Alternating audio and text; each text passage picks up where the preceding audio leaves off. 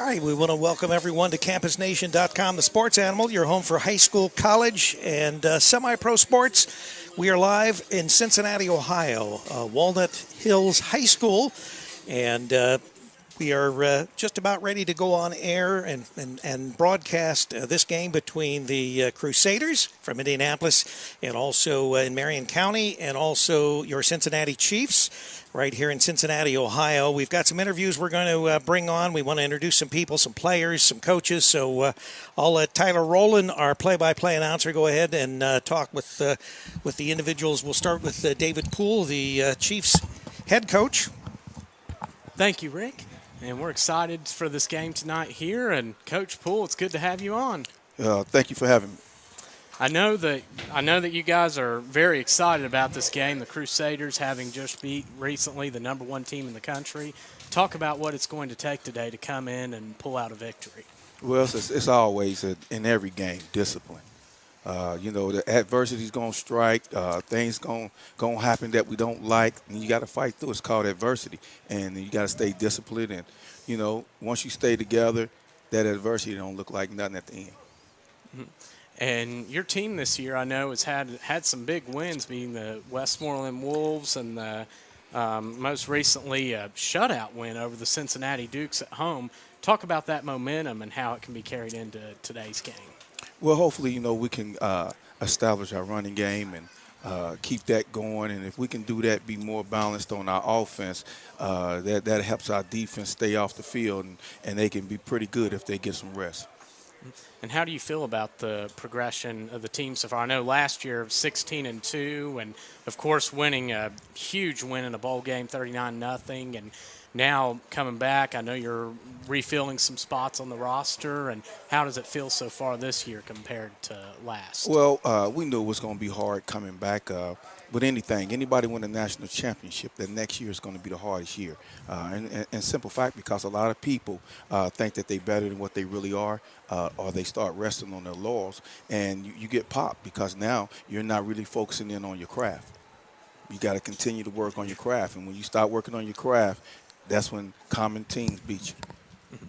All right. Well, Coach Poole, we thank you for being on, and we wish you the very best out All right. there. And we'll wish you the best of luck. All right. Thank you for having me. All right, thank you.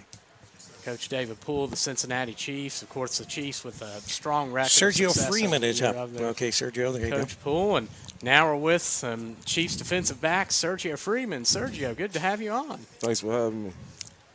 I know the Crusaders have been quite good offensively this year, and of course put 27 points up on the Columbus Fire. Talk about tonight what you're going to have to do defensively to be able to win. Just staying disciplined, doing what the coaches call, staying true to the game plan. Just a different week, different game. Just don't get from unfocused what we used to doing. Just stay on task. Should be a good game. And hear more for the people listening. I know your reputation around the league. I mean, you're known for someone with a very strict regimen. Talk about that and what it takes that's made you into such an elite corner in this league. Part of it just where I'm from, man. Mississippi, man. Coming from nothing, moving to Cincinnati, bigger city, bigger place. You know what I'm saying? I just love the game. You know what I'm saying? When I come here and I see this and not able to do it back at home, it just brings the joy and the excitement out of them. And I just love it. And how do you feel so far about like I was just mentioning with Coach Poole, with several new roster spots, new spots filled on the team? Talk about the progression of the defense and how you feel so far at this point. I mean, they say defense is easy to teach, which it is. And a lot of guys we brought in, a lot of good athletes, a lot of good players play D1 football. So easy to pick up on, easy to comprehend. Coach Poole, he coached a good defense by coming from the NFL, showing us great things and stuff. It's easy to come together. All right. Well, Sergio, thank you so much for being on here. Yes, sir. Thank you for having me. Good luck. Have a good game. Yes, sir. Appreciate it.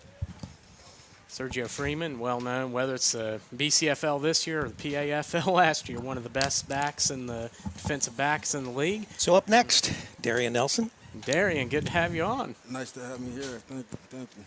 How does it feel tonight going against the team that just upset recently, the #1 team in the country? I'm all about competing, so I'm ready. I'm excited, and I just can't wait to get on the field and play ball. And how do you feel so far about the offense this year and your role on the team and everything with offense?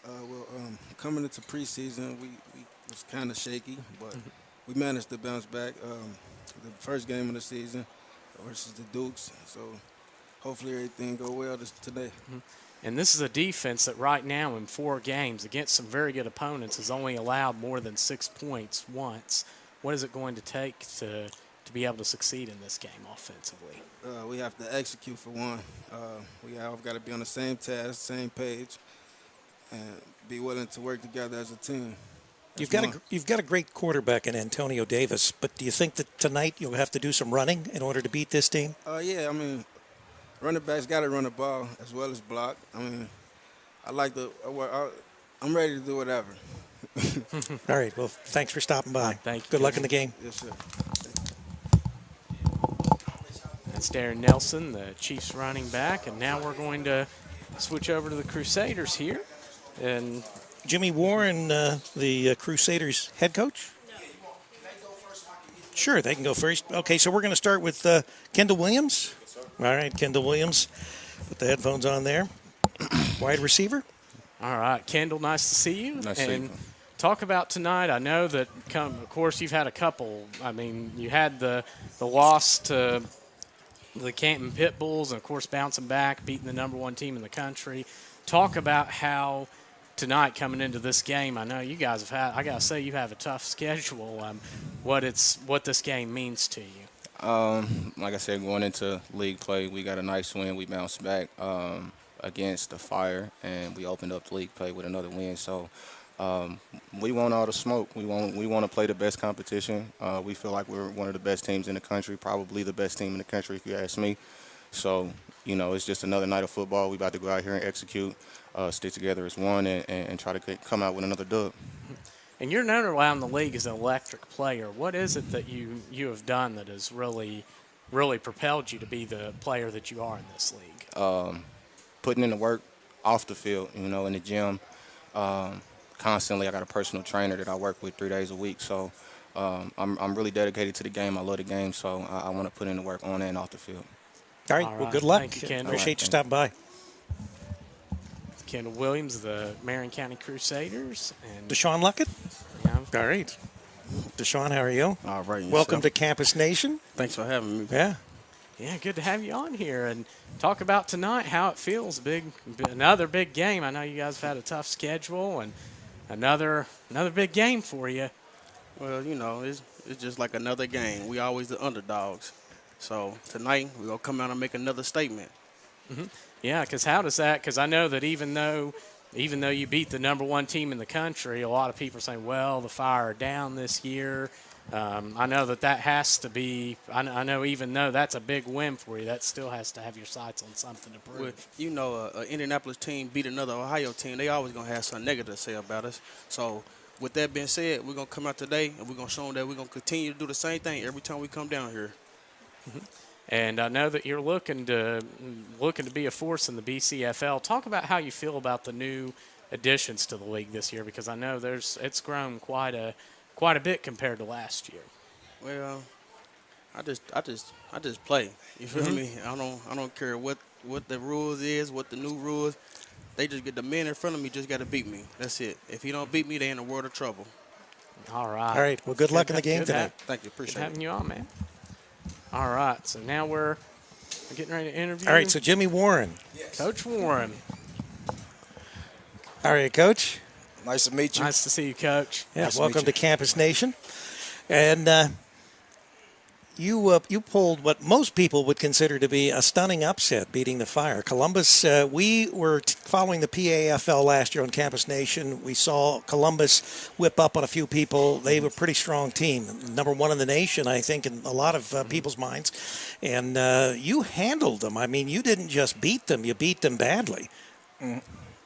Well, I noticed it was a bad matchup for them. We got a lot of young talent, and we hungry. So I feel like it was a perfect game for us this year. Well, are you still hungry? Yeah. Well, you've got the Chiefs on the platter tonight. Yes. And the Chiefs have been a perennial favorite of a lot of Cincinnati fans. Maybe not Indiana. That's your territory. Not at all. But you're in their lair, I guess you could say. Actually, I've talked to a lot of Chiefs. They feel they're the underdog. Maybe they're doing that psychology, trying to make them pump them up or whatever. But one thing's for certain, it's going to be a good game no matter what. Yes, sir. Should be a great game. All right. I mean, we only come to win. That's the spirit. All right. Well, good luck tonight. All right. Good luck. Thank you.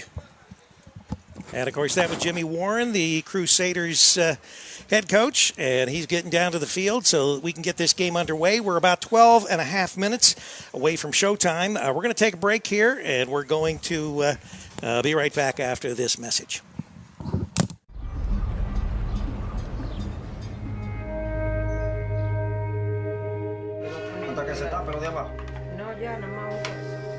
I was born in the Dominican Republic. I came here to the U.S. when I was 3 years old. In my culture, and I say this as a joke, but it's a reality, you either choose music or you choose baseball. I didn't get a baseball bat, I got a guitar. I'm an occupational therapist, primarily working in the geriatric population. I start really early at 7 a.m. I usually see patients on the hour, every hour. It could be something as simple as lifting their hand to drink from a cup after a stroke or buttoning their shirt when their hand hasn't been working. We try to help others of all ages of life.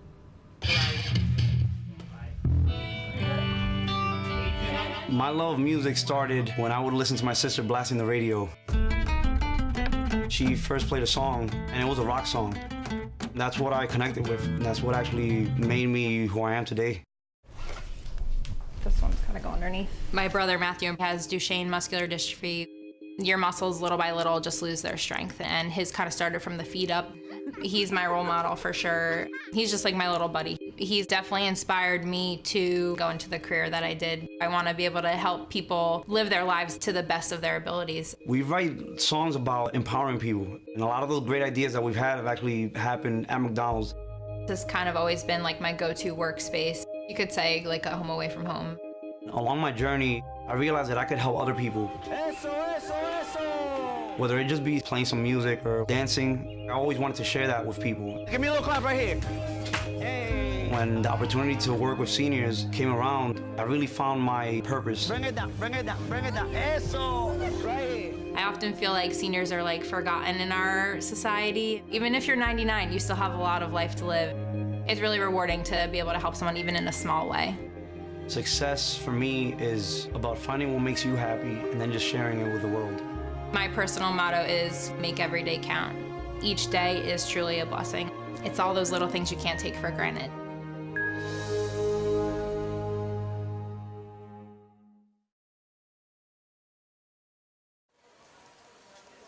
All right, you're watching CampusNation.com, the sports animal, your home for high school, college, and semi-pro sports. We have about 9 minutes and 45 seconds before we get this monumental struggle on this Memorial Day weekend. And we wish everybody happy Memorial Day. Have a safe Memorial Day holiday. Tonight we've got football, semi-pro football from Walnut Hills High School in Cincinnati, Ohio. The Marion County Crusaders are being hosted by the Cincinnati Chiefs. And, of course, we had our early interviews here with those players and that. We want to remind everybody that tonight's game is being sponsored by No Fly Zone Sportswear. We appreciate their support of the BCFL. And, of course, Campus Nation recognizes them as well as the Western Digital Broadcast Network, who are simulcasting our game tonight. All those fans out there with Western Digital, we say, hey, how you doing? And we're glad to bring this game through the Western Digital Broadcasting Network up in the northeast part of the state of Ohio. Also, a recap here. Last week in Game 2, the Cincinnati Dukes 12. Butler County Broncos 42. So the Dukes are 0-2, the Broncos 2-0. The Broncos showed why they won the BCFL in 2017 with good defense and explosive offensive plays. The Dukes for the second week turned the ball over 5 times, and the Broncos made the Dukes pay for those mistakes with a very easy victory. Kings Comets 22 and the Columbus Gladiators 30. Comets are 0-2, Gladiators 2-0. The Gladiators jumped out to a 22-6 lead in the first half and then held the Comets off for their comeback. The Comets quarterback Maurice Lovett threw for 3 TDs, but the hole was deep for the Comets to make that comeback.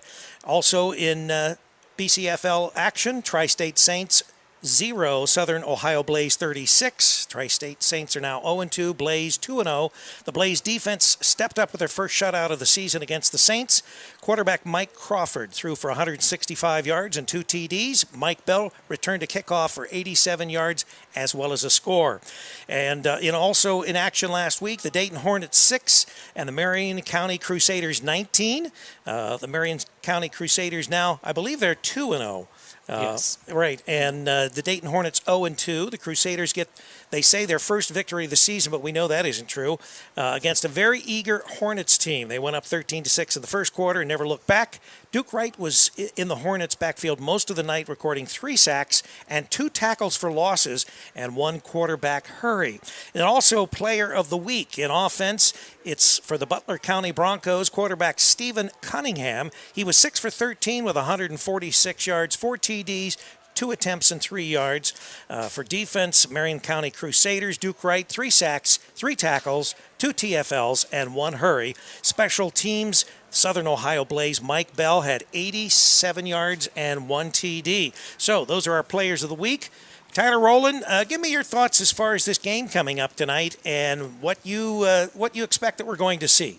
Well, the Chiefs, I look for them to try to get Antonio Davis in a rhythm. They love to come out in those shotgun trips formations and just dink and dunk up and down the field. They're going to try to do that, and I suspect they're going to try to get Davis hot early. The Crusaders, it's a different team from last year. I mean, they have Tanner Day is no longer with the team. He was the co-MVP last year of the league as their quarterback, and they've gone from averaging 35 a game, and only having scored less than 30 in 4 games last year to, in the 2 games they've had in league play and the 4 they've played overall, including preseason, they're yet to score 30. So it's become more of a defensive-oriented team for the Crusaders, and I'm expecting they're going to try to get Kendall going for their team and try to run the ball some and try to create a pass off of that. And it'll be an exciting game here. I talked with Rico, the owner of the Chiefs earlier, and he believed that for them to be successful, besides passing the ball, they're going to have to run the ball. All right, We're going to take a brief timeout here. We've got the Star Spangled Banner.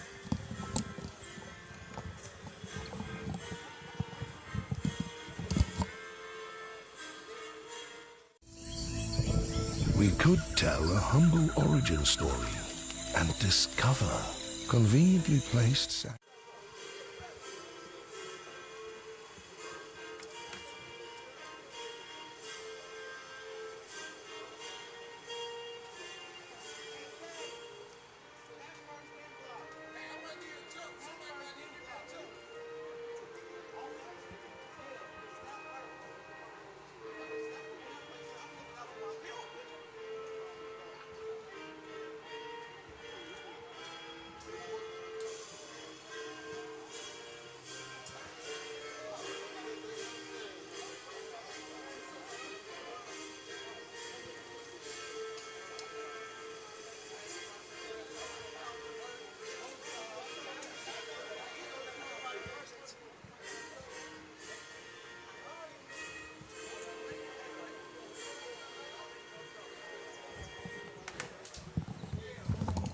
I want to welcome everybody out to Walnut Hills High School.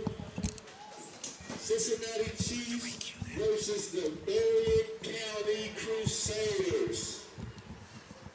All right, 3 minutes, 50 seconds remaining before we get this underway. Once again, Want to welcome all the fans out there of the BCFL and all the fans out there of semi-pro football who might be watching the game tonight, both on the Western Digital Broadcast Network as well as the Campus Nation Network.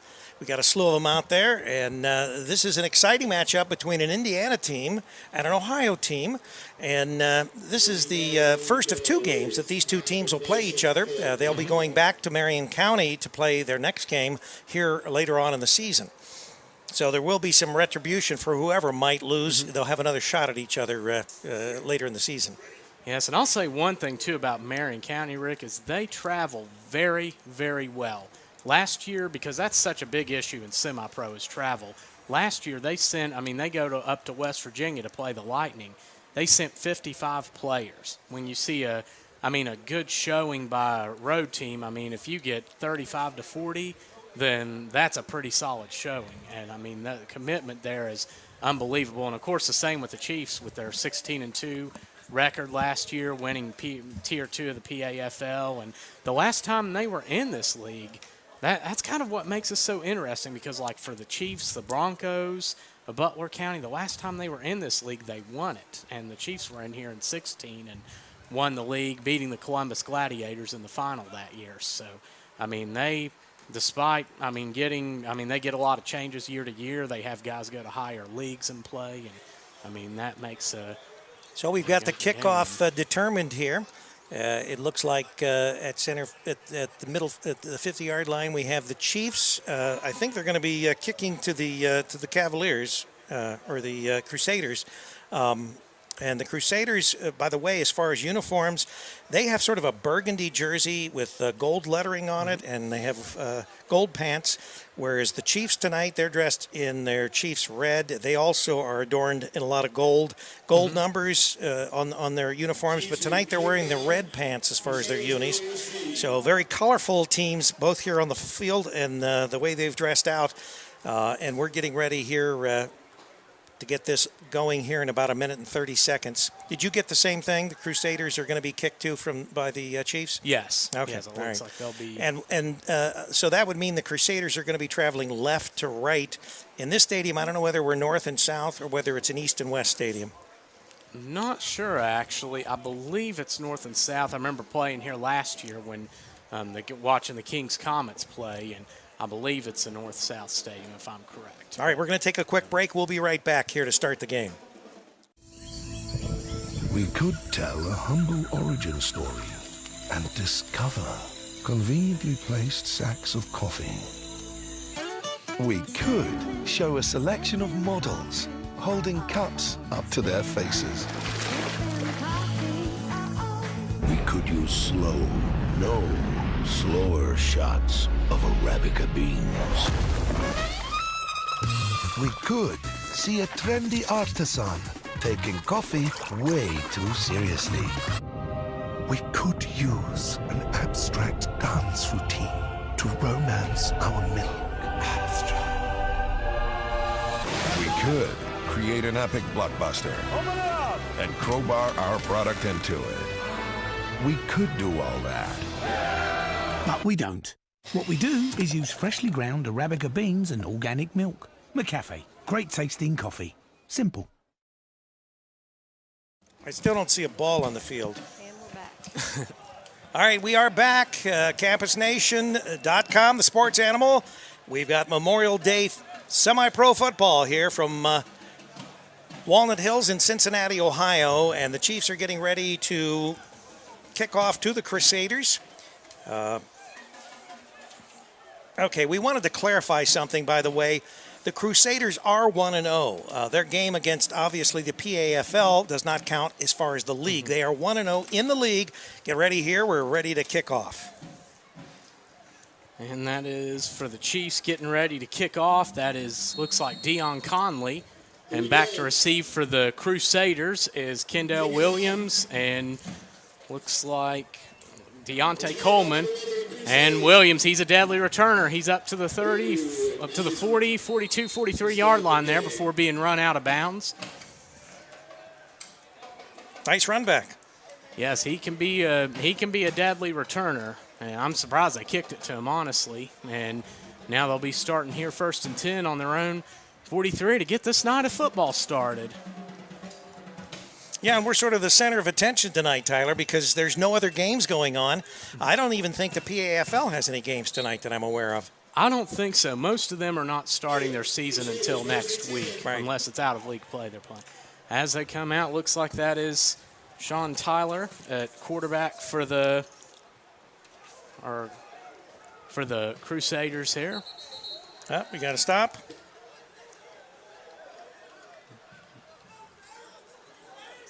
So right out of the chute, what do we got? Looks like was this timeout, Chiefs? Yeah, it looks like the Chiefs took a timeout. Took a timeout, Coach. So they watched. Not happy. Yeah, they watched the lineup as far as coming to the line. They didn't like what they saw. Coach Poole stopping play, and not sure exactly what the problem was, but obviously he didn't have the right personnel in for what he saw in the field. It's the only thing I can figure. Yes, and the Crusaders do. I remember they would come out each time.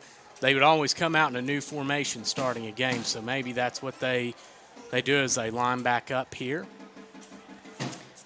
Maybe some psychological stuff going on here, Tyler. Could be.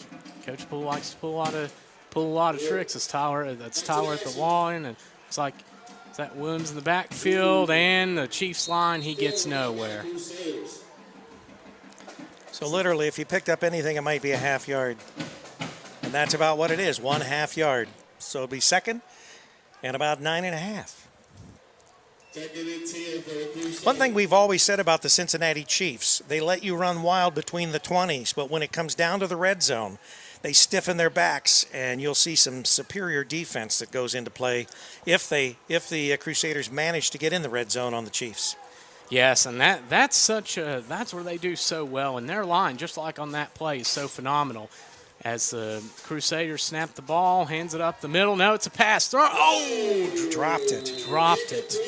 And one thing of note, Rick, about the Chiefs' defense, number 20, Richard Ellery, he just signed last week, and he is a former BCFL Defensive Player of the Year with the West Portsmouth Tanks. A season he had 10 interceptions and 5 defensive touchdowns. So he is an animal on the defensive end, and that's a big signing for them to be able to get someone. So he will definitely have an impact tonight as it's 3rd and 9 for the Crusaders. Big down here. That's Sean Tyler in the backfield with him. That is Juan Self. They're going shotgun now, 2 wideouts to each side. And ball snap. Tyler fakes it, throws the out, got a man open. Oh, drops the ball. Ouch. And that pass was intended for Brandon Thomas. Well, can't fault the quarterback on that one. That should have been a catch. May have been just a little low, but still. Ouch. Two dropped passes so far. And now that's putting them in a punting situation here. So not a good start for the Crusaders. Back to return the punt for the Chiefs is number 42, Marquez Smith.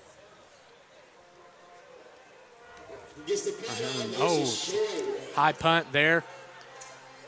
And ball rolls back into the hands of, that is Gray Reap, number 1. He's going down the right sideline, 30, 35, and gets out of bounds right near the 35, looks like. They're going to mark him out about the 33. I hear a band. We've got a band here tonight.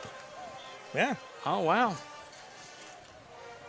Wow, and that's, that they are all, looks like they are, I can't tell if that's high school or if the Crusaders brought their band. They had a band last year, I remember, in the championship game. I like the addition of the band. That adds some flavor to our football game here tonight. It makes a difference. That's a nice turnout tonight. Good crowd here for the ball game. Well, and you'd expect that with this kind of matchup tonight. Yes, and now the Chiefs are coming out on offense here. 13-17 to go in the first. 0-0 score. We'll see if the Chiefs can do starting out here. Crusaders went 3 and out and punted, and now the Chiefs still in huddle.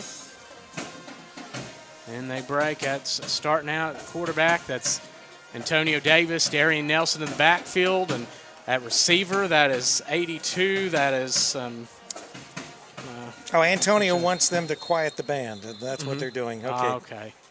And Antonio was concerned.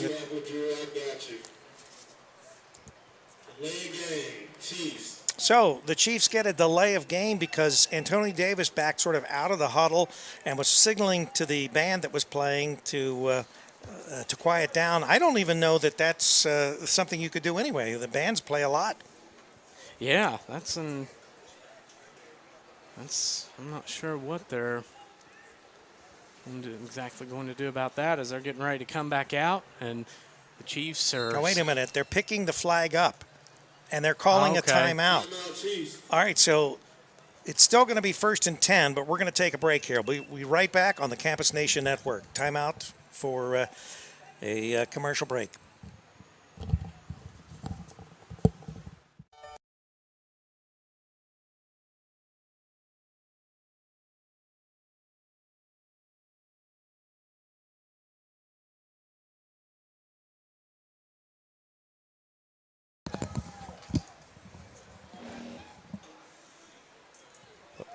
All right, we're back to action.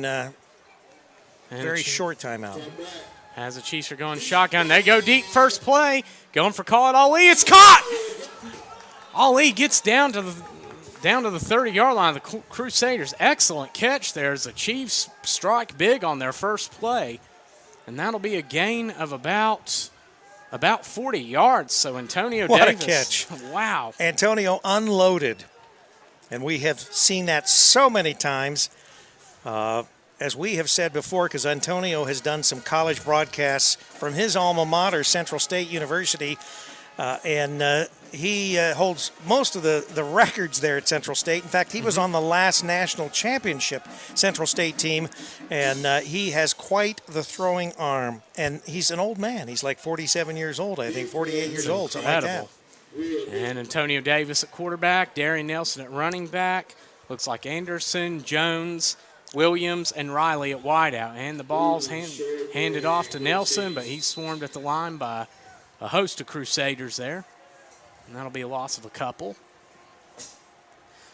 And I'll add, I was researching them this week at Central State, and there were some, well, not on that title team, but some of the names that came through there. Some big names. Douglas. Oh, yeah. I was like, wow. Central State had won many national championships. Of course, they got the death penalty for some recruiting violations, and they've not really had that powerful team or program that they once had as like the Southern Methodist Mustangs, the same way. Most teams do not recover from that after they lose their ability to. Right. So, and the Chiefs are coming out, shotgun twins wide out. That is Nelson and Anderson in the back. Or Davis in the backfield, and Davis rolls out to the right. He's looking for an open man, throws it to the end zone. Can he get his feet he's out. In bounds? He's out.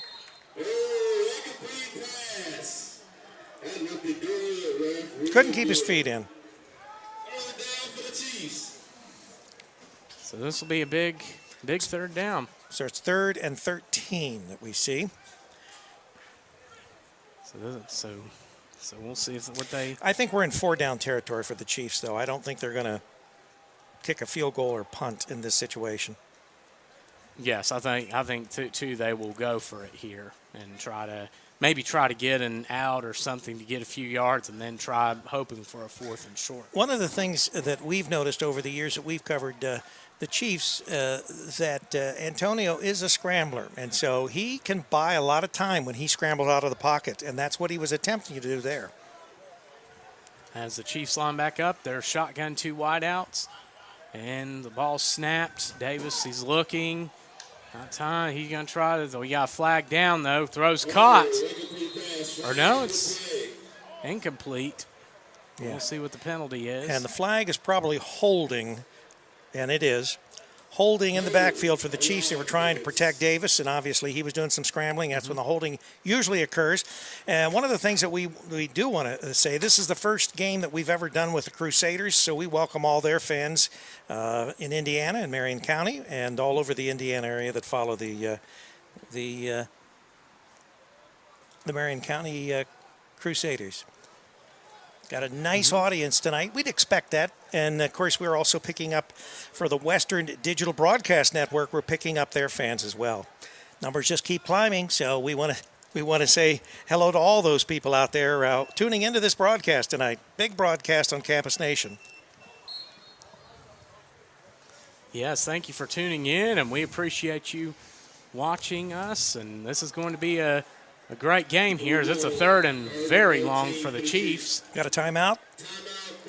Crusaders take a timeout here, so we're going to get ready with a sponsor break. We'll be right back. We smuggled in a Big Mac. Oh, oh, you're dangerous. But not as dangerous as my Big Mac. My Big Mac smuggled in bacon. What? Big Mac's got bacon.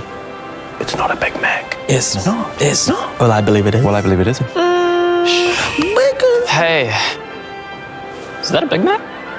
Yes. Is a Big Mac with bacon still a Big Mac?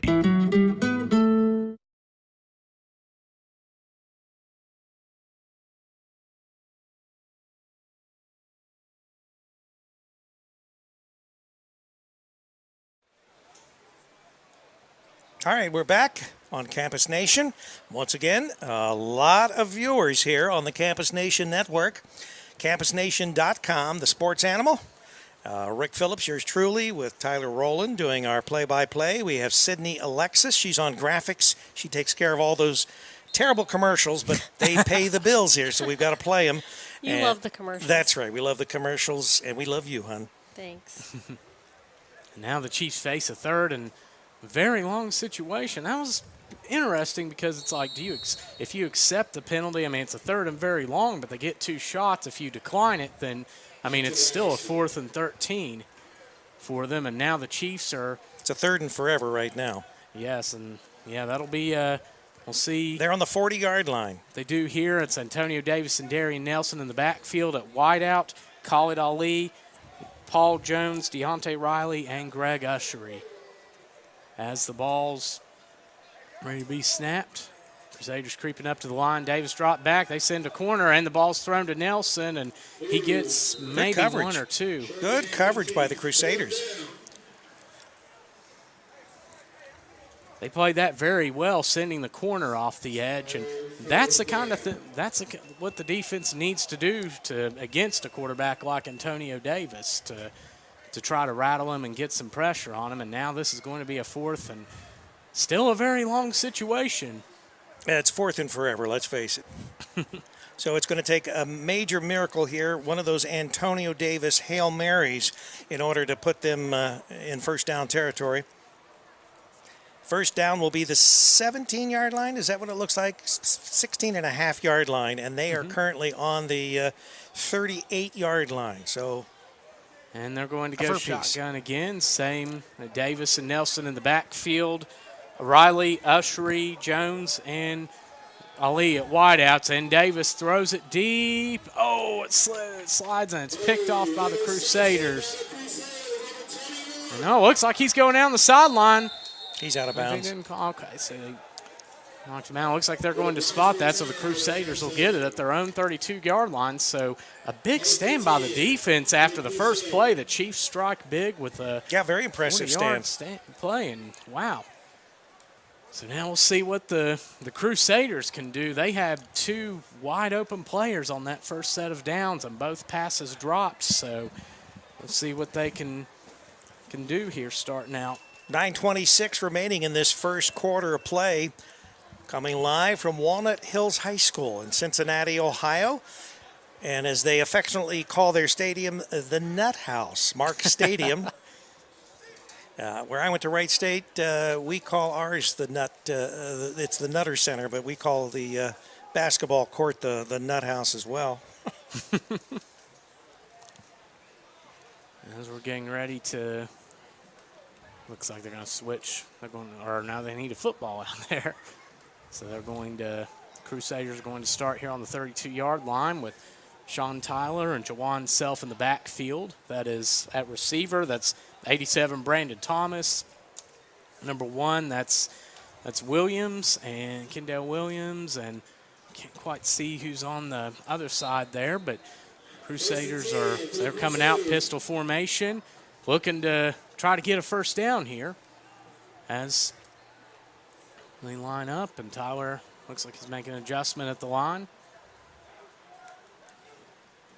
And the ball is snapped, hands it off up the middle to Juwan Self. He's got a little bit of room. 35, 40, 45, close to the 50-yard line. Juwan Self, with a nice read-off tackle, gets about 15 yards on that carry. And he was almost off to the races there. He showed off his explosive ability on that play. And when you look at when you get it back like that, that can be a dangerous thing to have. Yeah, we're right at midfield here. So the Crusaders may have something going here against the Chiefs. They break huddle. That is Self and Tyler in the backfield. Thomas, Luckett, Deshaun Luckett, Williams at wide out, and it's handed off to Self again up the middle. Gets about 3-4 yards there. So Juwan Self on his third carry of the night. He has 22 yards now. So 2nd and 6 here for the Crusaders, and so they've shifted to using the run more to start off now.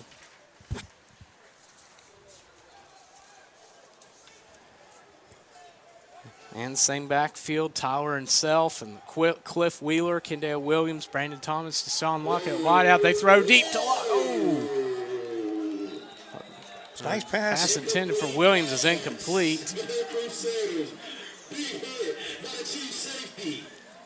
So Tyler is now 0 for 3 on the night. Of course, the first 2 passes, he hit his receiver right in stride, but it was dropped.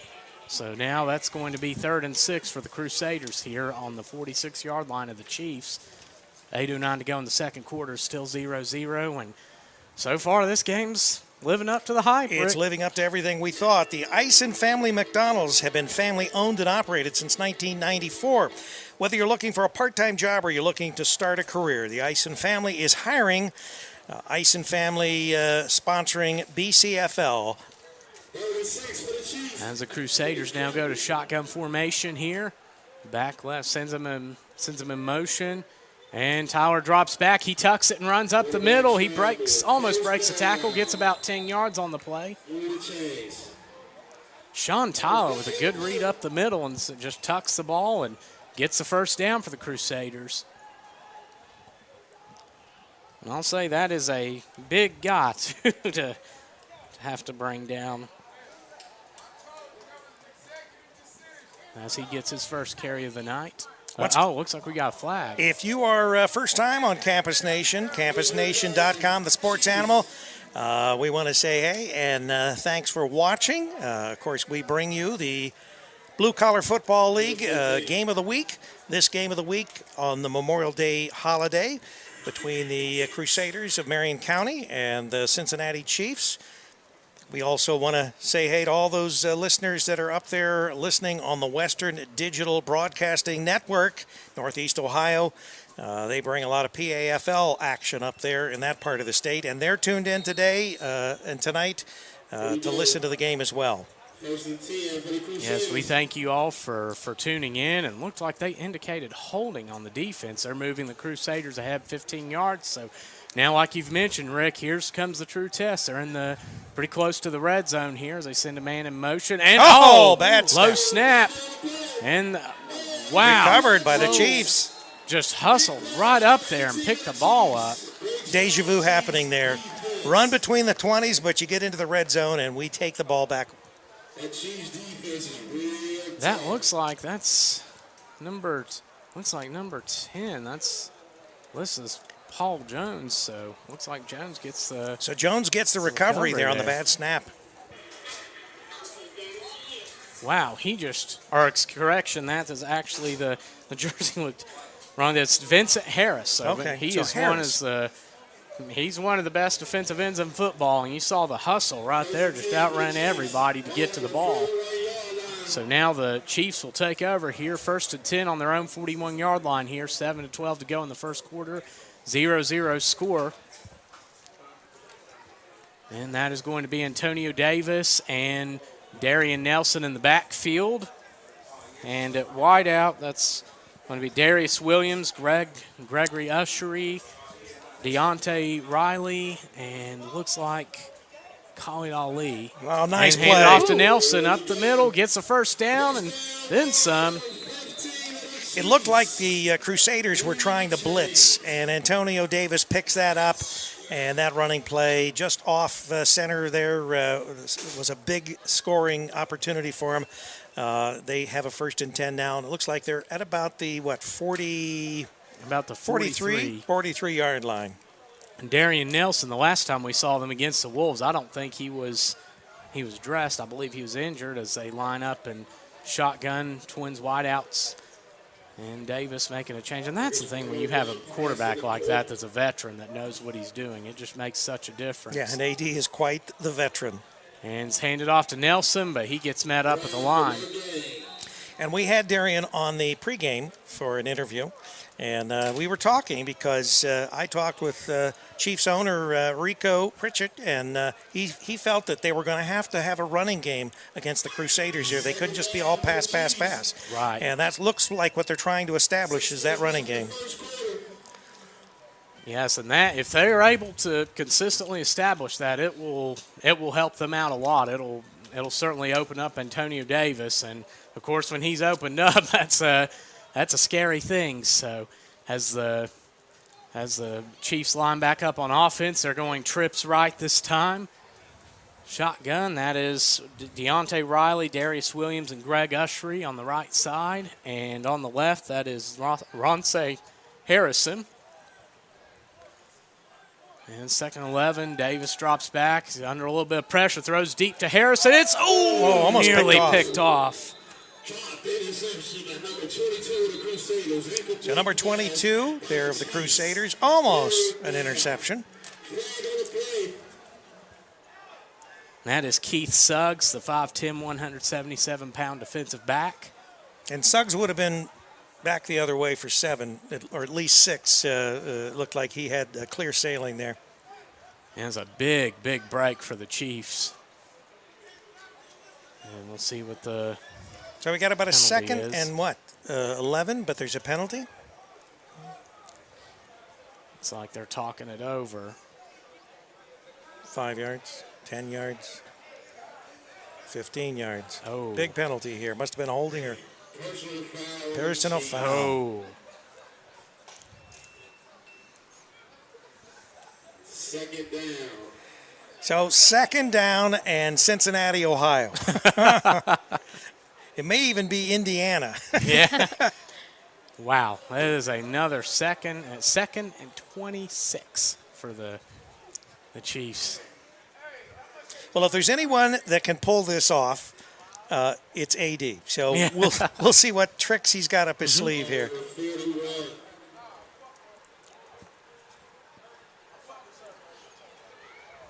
And that is Davis, and looks like Darien Nelson in the backfield with him, 2nd and 26. As the Crusaders, they drop back a little bit, and they throw the screen. Nelson catches it, 40, 45, 50, gets the 45, 40, almost to the 35-yard line, so a nice play call by the Chiefs. Someone's hurt. Number 24. Is that Nelson? And we have a injured player. Hope he's okay. Who's number 24? He's holding his shoulder, it looks like. 24, that is Carl Dove. I'd say Carl was probably downfield trying to block for Nelson. And Nelson now, that's his second reception on the night, and he has 23 yards receiving, so the back has touched the ball in total 5 times tonight. All right, so we've got an injury timeout. We're going to take a timeout, a break here. This is CampusNation.com, the sports animal, your home for high school, college, and semi-pro football.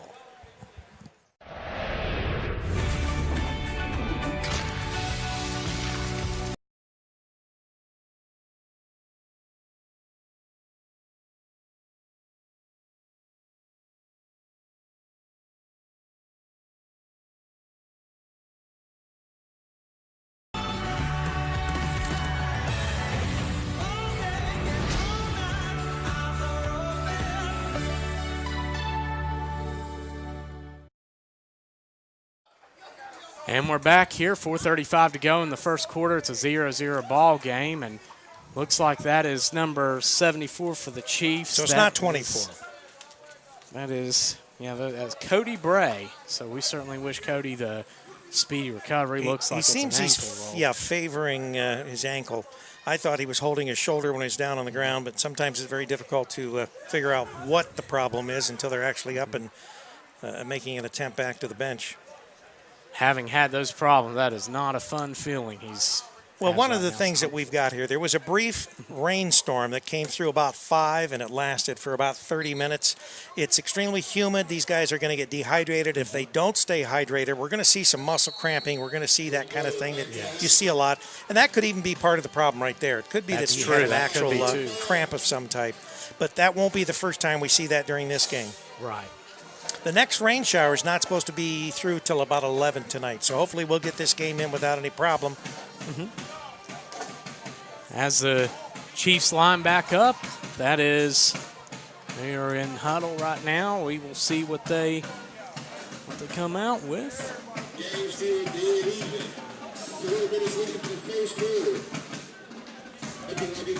And it's a 0-0 game, and the Chiefs had a 2nd and 26 before converting a screen pass. And they go shotgun for wideouts. Looks like Antonio Davis saw something he didn't like, and the Chiefs used. Is that their last timeout? That may be their last time out of the first half, that's for sure. I believe that is. So 3:52 to go, and it's a 0-0 score here on Campus Nation. All right, well, then we will, as we do when we have these timeouts, we will take a broadcast timeout. We will be right back after Ice and Family. Fries for 316, please. Thank you. David, what's going on? Oh, hey. That's it? Yeah. Everybody, 2 seconds. Dear Sebastian, after careful consideration of your application, it is with great pleasure that we offer our congratulations on your acceptance. Through the Tuition Assistance Program, every day, McDonald's helps more people go to college. It's part of our commitment to being America's best first job. Hills High School in Cincinnati, Ohio. Chiefs are coming out 0-0 here, 3:52 to go in the first quarter. They're coming out in shotgun twins wide out. That is Greg Ushery, Darius Williams, Ronce Harrison, and looks like Raphael Dell at wide out with Antonio Davis at quarterback and Darien Nelson at the running back position. 3rd and 5 here on about the 38-yard line for the Chiefs. And the ball snapped. Davis drops back. He's looking under a little bit of pressure. Throws it deep for Harrison. Oh, deflected. And that is Cliff Wheeler with the deflection. Great defense on that play. And Davis is now 2 for 5 on the night. So now a 4th and 5 for the Chiefs here with 3:45 to go in the first quarter. Well, it's been a struggle, as we expected, between these two teams with great offenses and strong defenses. They've been going up and down the field. Obviously, no one has scored yet. It's a 0-0 game with 3:45 remaining in the first period of play. Yeah, and what's interesting so far, the Chiefs have used all 3 timeouts early on. Well, and this will be their big comeback if they can make this first down, because if you remember, what was it, first in Indiana or 3rd in Indiana? That's true. Yeah. It was, 2nd and 26 as they line back up on this 4th and 5 here. And Davis looks like they're Crusaders showing blitz.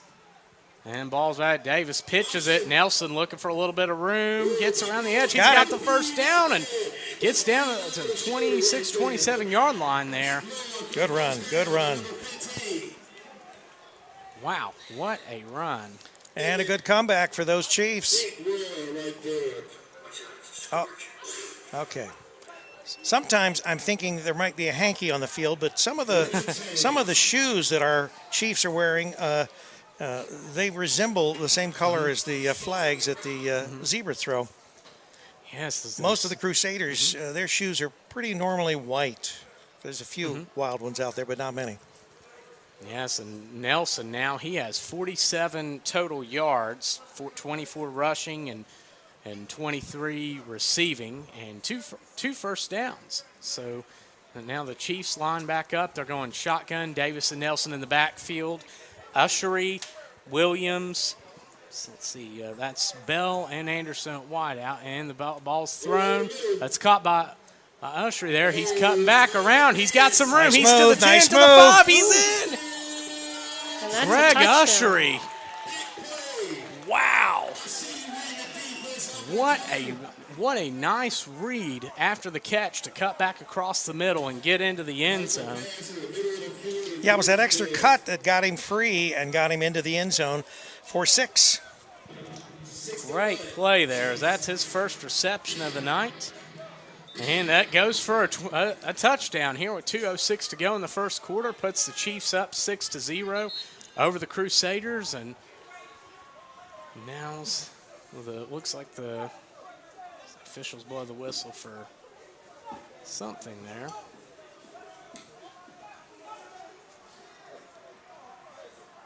Chiefs are in huddle there, looking to go for the 2-point conversion. You won't see a lot if this is your first game watching here. You won't see a lot of field goals here as it's NFL rules. So No, for extra points. you rarely will see a field goal, and in most cases, it's always 2-point plays that they go for. They're not even going to kick the extra point. And the Chiefs send, looks like wide out Rico Pritchett into the game. Rico also being the team owner there of the Chiefs. It's looking to, not sure if looks like the official's looking to signal something. Okay, they're bringing him. Looks like they're going back to the Chiefs going back to the huddle, looks like. Right, regrouping. Okay, now we're in play. Really a beautiful evening for football. Maybe a tad humid, but other than that, we've got food on the Barbie over there. The smoke is coming up from those hot dogs and those hamburgers. And the Chiefs come out. They're going shotgun trips right. That's Ushery, Williams, Pritchett lined up on the right. Ronte Harrison at wide out on the left side. And a running back, Darien Nelson, looks like they're sending Davis. KD's going and talking to his line there and saying, okay, this is what I want you to do because I need this blocking. Maybe AD's going to do something. And he drops back, rolls out, looking for an open man. Thrown, and it's caught. It's caught. 2-point conversion good. And who else? Rico Pritchett on the catch. So the Chiefs now with 2:06 to go in the first quarter. It's an 8-0 ball game here in Cincinnati, Ohio. And we'll see how the Crusaders respond here. Yeah, they're going to have to respond here. They don't want to dig themselves a hole. And we're going to take a short break here. We'll be right back. McDonald's new $1, $2, $3 menu. Can I have a they never feed you at those things meal, please? I'm starving. Please be candy. Please be candy. Earrings. Darn it. So you said 5 cheeseburgers and 5 McChicken for $1 each? Yes, exactly. Thanks. I'm back. Okay, what did I miss? Absolutely nothing. Oh, figures. Thanks. Build whatever meal you want with favorites on McDonald's new $1, $2, $3 menu.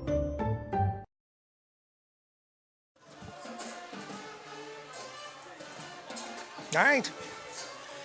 We're back. 2:06 remaining in the first quarter play. The Cincinnati Chiefs up 8-0 over the Marion County Crusaders. As Deion Conley for the Chiefs kicks it off, and that's Kendall Williams. He starts at the 20, 25, 30, breaks the tackle, gets to about the 32-yard line, and a good wrap-up there. That is Richard Ellery, the former BCFL Defensive Player of the Year on the tackle. And the Marion County Crusaders will start 1st and 10 on their own 32-yard line.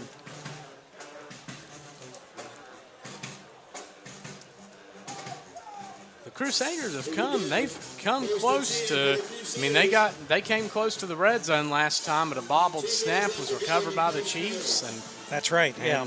That bad snap sent the Chiefs the opposite direction, and that was quite a game changer given how the Chiefs were able to convert that for points as the Crusaders come out. That is Sean Tyler in the backfield with Jawan Self at running back, and he looks like it's a draw. Oh, wow. Nothing. Great read by the looks like a line. Loss of about 4.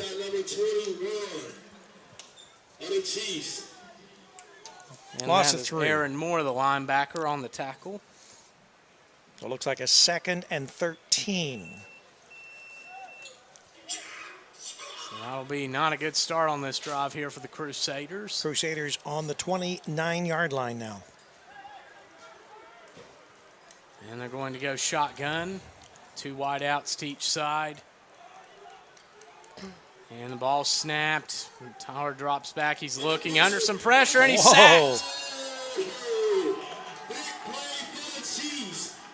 And that is Zach Sparks on the tackle. The big guy just gets in the backfield, and along with a couple other Chiefs, is able to sack him. And now this is a 3rd and very long, about 21 yards for the Crusaders. So they're going to have to put a big play together here to keep the drive alive. As they come out here, they're going shotgun. That is Sean Tyler, Jawan Self in the backfield at wideout. That is Cliff Wheeler, Brandon Thomas, Kendall Williams, and Deshaun Lockett here as Tyler drops back, throws it over the middle, and it's dropped. Once again, he was blanketed. Tough drop. Wow, 0 for 4 now with 3 of 4 passes dropped for Sean Tyler. 3 of his 4 incompletions, and now the Crusaders are after another quick 3 and out, are going to come out to punt. And back to return for the Chiefs. That is Sergio Freeman and Dre Reap here with 31.2 seconds to go in the first quarter. Chiefs leading 8-0. And the ball's good high kick there. Caught by Reap. He's looking for a ball there at the 30, 35. Going around the right side, 40. Good block there, 45, 50, 45, 40. Close to the 35-yard line there, and we got a flag down. Probably going to be a late hit. Out-of-bounds hit, it looks like. Some frustration mounting up for the Crusaders here, and that's going to tack on an additional 15 yards to the punt return.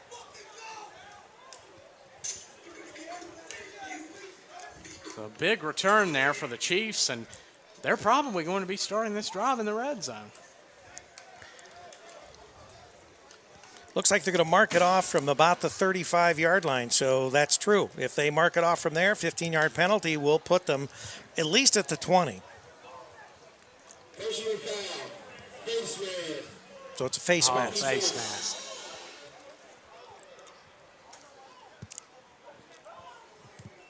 But still, big yardage.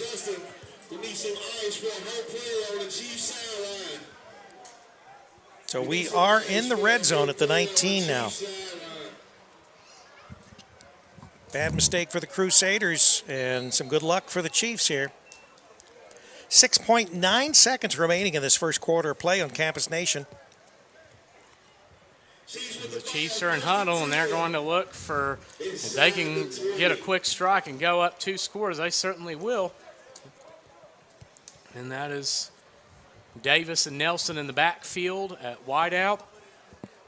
And we have, says Ushery. You can tell that's Ushery, Brad Anderson, and Khalid Ali here. And the ball snapped, handed off to Nelson up the middle. He gets 2-3 yards. That's a tough run. Crusaders all over. Looks like the ball squirted out there. As that's the end of the first quarter, and their score, the Cincinnati Chiefs lead the Marion County Crusaders 8-0 here on Campus Nation. So we'll take a break here, and hopefully our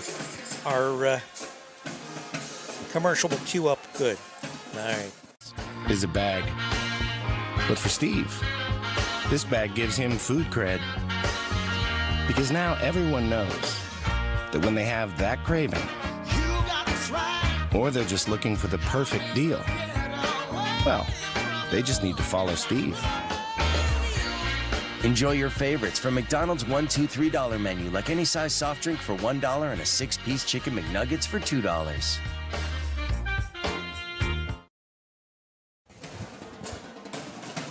All right, we're back.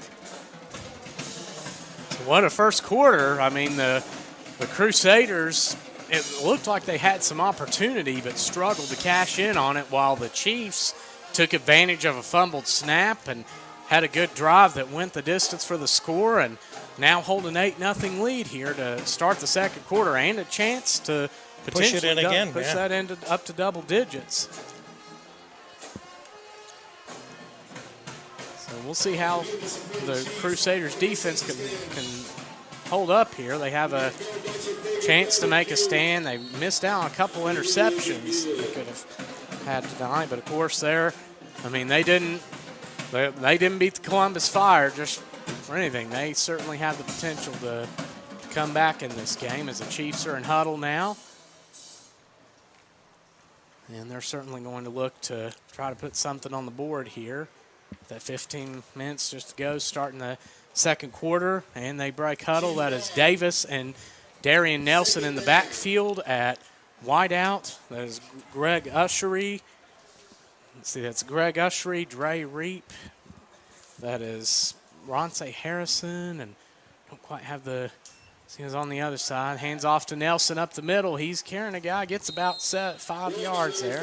5-6 yards. It's a good carry there for Nelson. He has 6 of the night. And that'll be 3rd and 4 for the Chiefs here. 14:46 to go in the second quarter. Nelson now has 30 yards on 6 carries. Also has 2 receptions for 23 yards.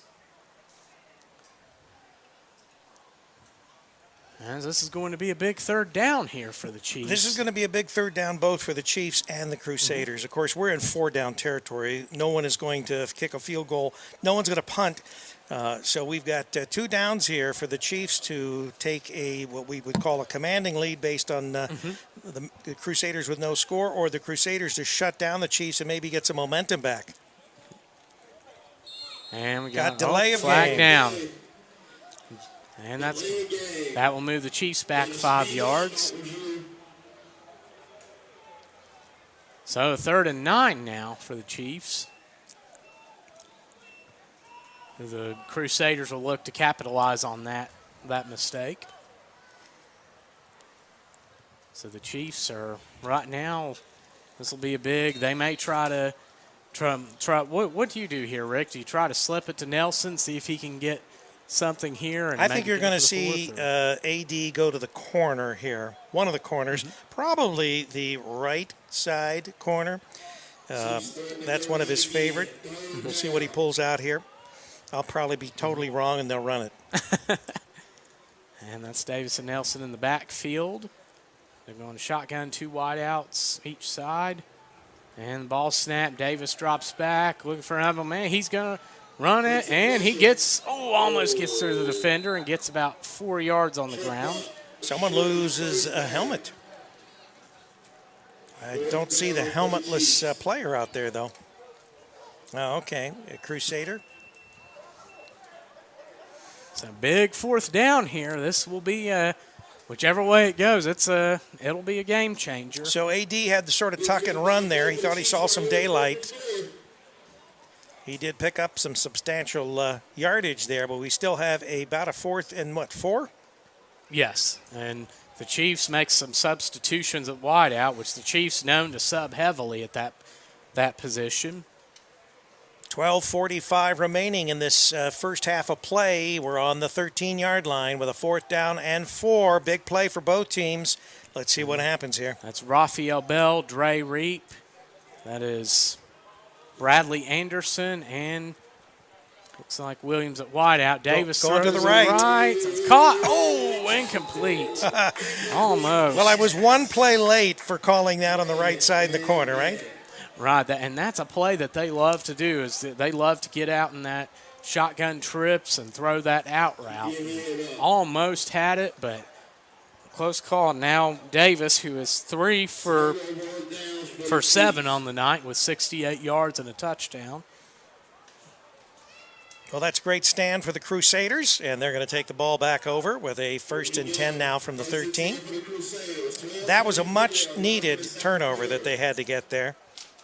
And that shows how good the Crusaders are. I mean, that's a tough situation to be in, and to have the mental capacity to be able to come out of that. That's we'll see what they can put together here as they come out. That is Jawan Self at running back, Sean Tyler at quarterback. So you're going to run this out of here just for some safety here? Yeah, that's so as Tyler drops back. Pass. Throws it, and looks like that's complete. Caught. So Sean Tyler completes his first pass tonight. And that is to, looks like, Deshaun Luckett. Big target. Crusaders are moving quick here. They've got some speed-up football they're playing here. They're trying to catch the Chiefs off guard here so they can't substitute. And ball's handed off of the middle to Self. Wow, what a shutdown. Great read by the defensive end there. And that, who else? Vincent Harris, the big defensive end that had a fumble recovery earlier tonight. And now that's going to be a 3rd and 7 for the Crusaders. You're listening to the Blue Collar Football League on CampusNation.com, the sports animal.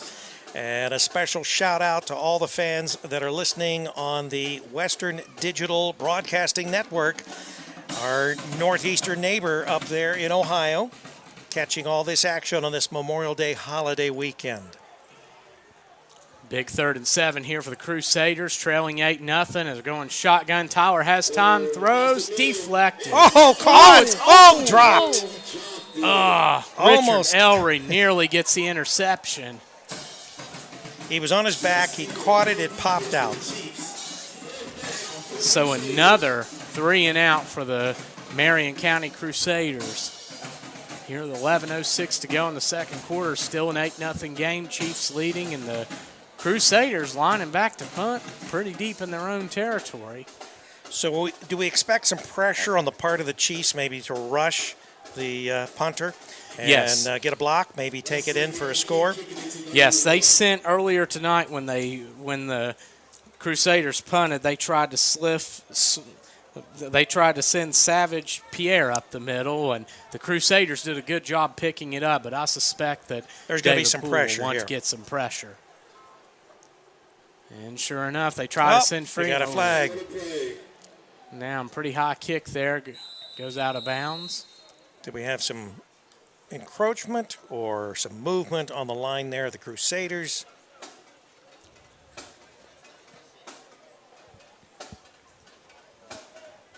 Waiting to get it sorted out here. We're live from Walnut Hills High School in Cincinnati, Ohio, the beautiful Queen City on the river, the Ohio River. And, of course, we've got this state-to-state rivalry with Indiana and Ohio here, and we welcome everyone. I guess the penalty is against the Crusaders. First down for the Chiefs. So it looks like the Chiefs are going to take it, the penalty, and looks like they are going to spot the ball at the 38-yard line of the Crusaders. So the Chiefs will start with a great advantage here. Yes, that will be that offense, of course, is pretty deadly. The Crusaders last time did a good job holding them to 4 and out. As they're getting ready to try to increase this lead here with 10:44 to go in the second quarter. It's 8-0 Chiefs leading the Crusaders. Antonio Davis with his troops down there huddling, trying to figure out how they might be able to put another score up on the board and take a commanding lead here. And right now, anything would be a commanding lead if you've got 2 scores on the board. Yes, that would be big. As Davis comes out, that's Nelson in the backfield with him. 31, there's no name on the roster for him at wideout. Ushery, and looks like Khalid Ali there is drops. Hey, it's a draw. It's handed off to Nelson up the middle. He's got a little bit of room. Gets to about the 31-yard line there. Nice pickup. Good hustle by Darien Nelson. Now he has 37 yards on the night on 7 carries. 2nd and 3 for the Chiefs. And Campus Nation and the BCFL want to give a special thank you to all our former and current service members of the armed forces. Yes. That's right. For those that are serving now or those that have served, of course, Memorial Day weekend, and you all have a very safe weekend this weekend. As Davis now goes under center and hands it off to Nelson again. He gets the 30, 25, 20, and he gets to about the 13, 12-yard line. Nelson again. So that we will see where they spot it. That's close to a 20-yard pickup for him. Got a timeout by the Crusaders. They're sort of taken aback by all this action by the Chiefs. They want to talk this over. So we will hopefully get to a commercial here and take a break. This is CampusNation.com, the sports animal, your home for high school, college, and, of course, semi-pro sports. We smuggled in a Big Mac. Oh, oh, you're dangerous. But not as dangerous as my Big Mac. My Big Mac smuggled in bacon. What? Big Mac's got bacon. It's not a Big Mac. It's not. It's not. Well, I believe it is. Well, I believe it isn't. Bacon. Hey, is that a Big Mac? Yes. Is a Big Mac with bacon still a Big Mac? And we're back. We're back here on Campus Nation here as they just break the timeout. It's 8-0 Chiefs so far, and it's pretty much been all Chiefs early on. The Crusaders have I'm shown surprised. up. I'm actually surprised that the Chiefs have had their way thus far with the Crusaders. There's been a few mistakes, but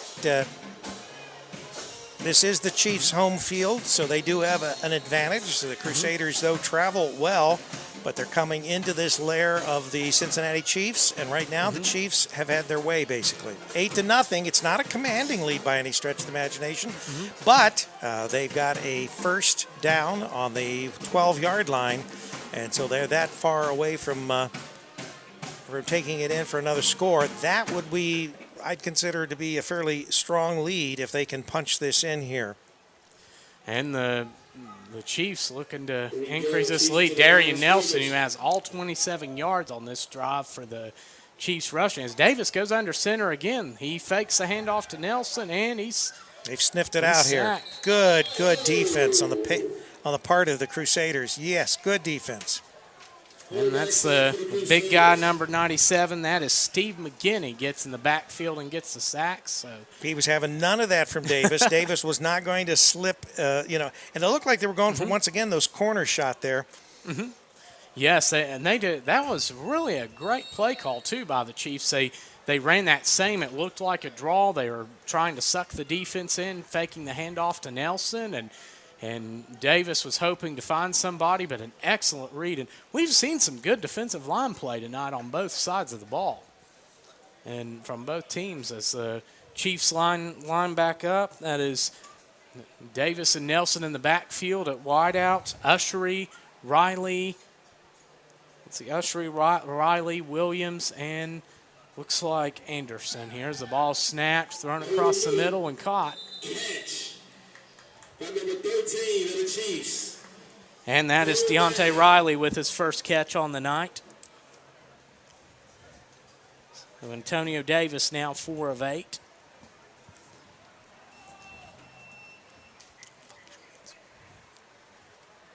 And Davis has 76 yards and a score here. Third down. Chiefs is calling a party in the end zone. So another big third down here. Chiefs have it in the red zone. And same. Crusaders need a big stop here. They do. As number 12, Raphael Bell checks into the game at wideout. The Chiefs have rotated several tonight. And ball snap, going for the fade in the end zone is incomplete, but we got a flag. Pass was intended for Darius Williams, and it looks like that's going to be a pass interference call. So a big blow for the Crusaders here. Yeah, that's going to be tough because the ball goes to the 1-yard line, as it does in the NFL. And so it's just a little bit of run juke here and in the end zone for, who do you think, Nelson? They will probably try to go to Nelson here, or maybe they'll fake it. They could fake it. They could do that little pitch that they like to do from Davis to Nelson. So we will see what they come out and try to do here. Interesting situation.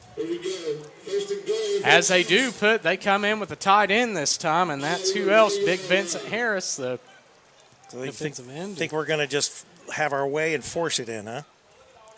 Yeah, now they have Khalid Ali in the backfield as well. The Chiefs, when they played the Wolves, came out in this formation to start the second half. So Ali and Nelson in the backfield, Vincent Harris at tight end, and that's Ushery and Riley, looks like, at wideout. And ball's handed off to Ali. He's in. He's in.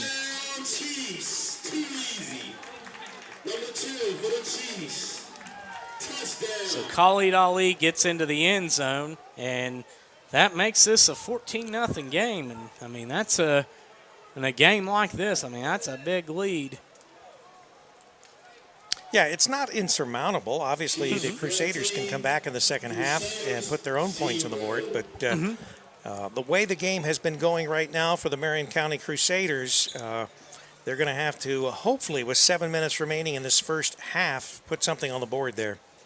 Yes, and that's and they have that capability. They've shown flashes tonight, just haven't quite put it all together. Yes, as they go, they love that shotgun trips formation. That's Ushery, Williams, and Riley at the right side. Wide out, Khalid Ali wide on the left side. Nelson in the backfield, and they throw that out route. Riley gets in, and the two-point conversion is good. Oh, it's 16-0 now. That is probably the trademark of the Chiefs' offense.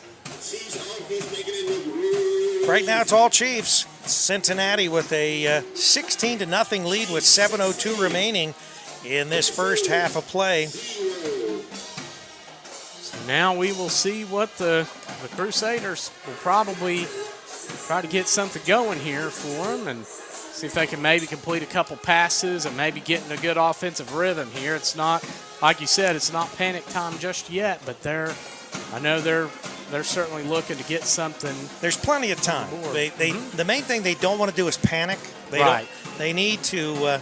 Now we've got a player, I guess, for the Chiefs here that is being helped off the field. I don't know whether he's got a cramp or what, but he's being assisted off the field. He's out of. I believe that's that same offensive tackle that was hurt earlier, if I'm correct.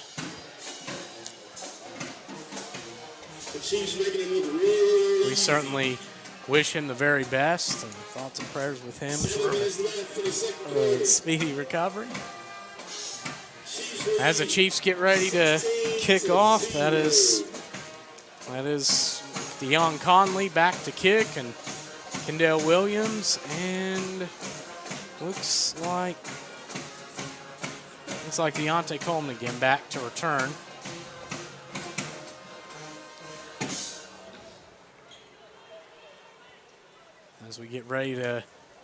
As the Crusaders get ready to take possession, trailing 16-0 here with 7:02 to go in the second quarter. There's the whistle. And Conley, he kicks it. Solid kick.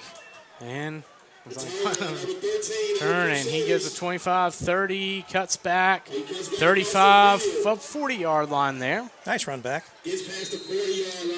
And that is Deontay Coleman on the return. So the Crusaders will start with the ball 1st and 10 on their own 40-yard line here with 6:52 to go in the second quarter, trailing 16-0. All right, we'll take a break here. Be right back.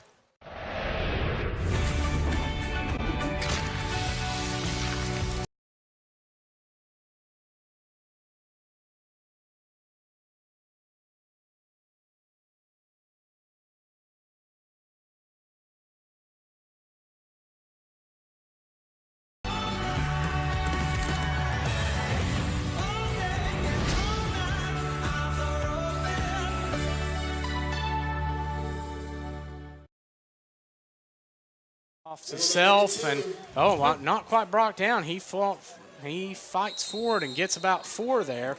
For a short game, 2nd down. So a pickup of about five and a half yards. Jawan Self with his 6th carry of the night. Good effort there as looked like he was going to be brought down at the line. So it's a 2nd and 6. 2, 3, 4, 5, 6 yards, yeah. Pick up a 4 yards here. 6:15 to go in the second quarter. Here's the Crusaders. They're in shotgun. That's Tyler and Self in the backfield. And the ball snapped. Tyler drops back. He's got a little bit of time across the middle and nearly almost picked off. Chiefs had actually 2 players who could have made a play on that. Wow. 3rd and 6. So Sean Tyler 1 for 7 on the night so far with 5 yards passing. The Chiefs have been all over the place defensively tonight. As the Crusaders are in huddle, this will be a big 3rd down here. And that is Tyler and Jawan Self in the backfield. Luckett, Williams, Thomas, and Wheeler at wideout.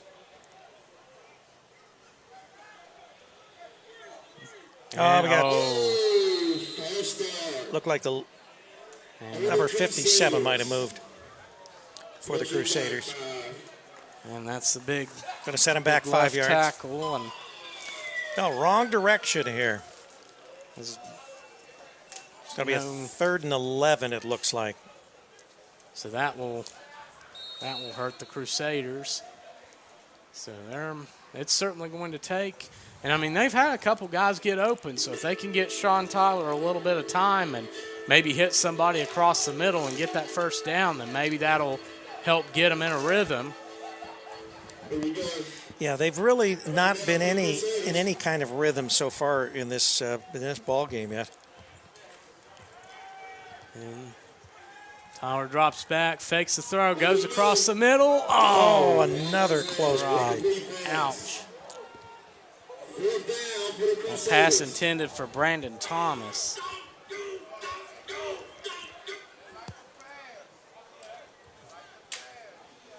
So it's going to bring up a 4th down and a punt for the Crusaders, yeah.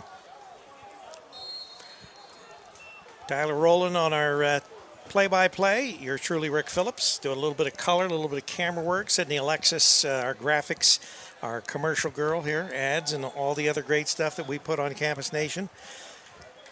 We got an interesting plug that we're going to put in here after this play here. As it looks like Anderson is going to punt. And sure enough, they're sending the pressure, and he gets the punt off. And goes back. Looks like that's Richard Ellery. He gets it, spins out, and gets drugged down about the 23-yard line. Ellery, known around the league as a dangerous punt returner, and they do a good job getting him wrapped up. So the Chiefs will have it 1st and 10 on their own 25-yard line here. 4:29 to go in the second quarter. Your score: the Crusaders 6, or the Chiefs 16, the Crusaders 0. And tonight, Sydney Alexis and yours truly, Rick Phillips, will be traveling to the studios of WLW 700, the big one. And we're going to be riding the wave with Dave on the American Trucker Network at midnight. We'll be there probably for 2-3 hours, midnight to 2, midnight to 3. Just depends on when I get too tired to drive home without crashing. But after the game, we will be heading there. And, of course, you can always call in the big one and talk to us on air. We'll be talking sports. We'll be talking politics. We'll be talking anything you want to talk about. So give us a call, WLW 700, Riding the Wave with Dave, tonight at midnight.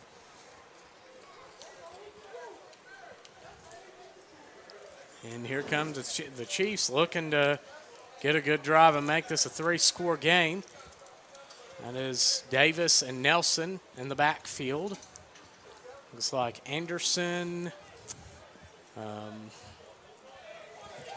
Can't quite see. I'll call the next play as they drop back. Davis goes across the middle. Usher, he gets it. Wide open. 40, 45, 50, 45, 40, 35, 30, 25, 20. He's going to go to the end zone. Wow. 75 yards. Antonio Davis to Gregory Ushery as the Chiefs take a 22-0 lead here with 4:17 to go in the second quarter. What a play. That was awesome. Wow. Chiefs 22. And that is Ushery's second touchdown of the night. 2 receptions for 101 yards. Well, that was some thunder and lightning without any rain. Man, they say the boogeyman is now put to sleep.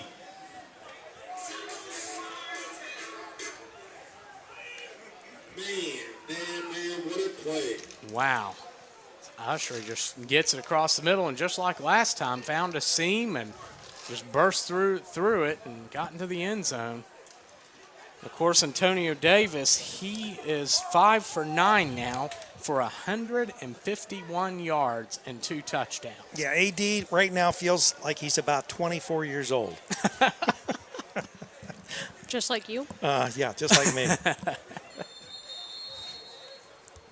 And the Chiefs are going to go for 2. They're going to their shotgun trips formation. That is Davis and Nelson in the backfield. Now they're going to, looks like they're going to back up. Looks like either. So there was some type of a penalty. Now maybe it was a delay of game. AD was not so quick on getting back on the field.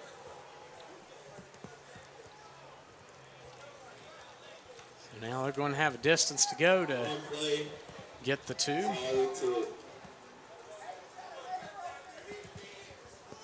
And that'll be Bradley Anderson isolated at wideout on the left side. Rico Pritchett. There's going to be another one to Rico. Rico comes in just to score, right? Right, yeah, get the 2s. And that'll be Raphael Bell and Ronce Harrison at wideout, and Davis and Nelson in the backfield. And Davis rolls out, and interception. That could be run back. This back. Oh. Number 50 put a hit on one of the Marion County. We've got one player that's sort of from Marion County favoring his right leg, number 89, I believe. And that is not an 89 on the roster there. It could be 88. I don't know. Does it look like 88 or 89? Oh, okay. That could be. Looks like Mitch Whitefield. And on the interception, that was Dio Tomasello.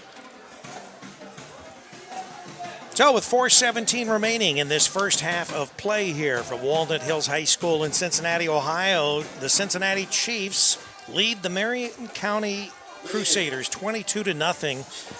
It's been all Cincinnati Chiefs tonight so far here in Cincinnati.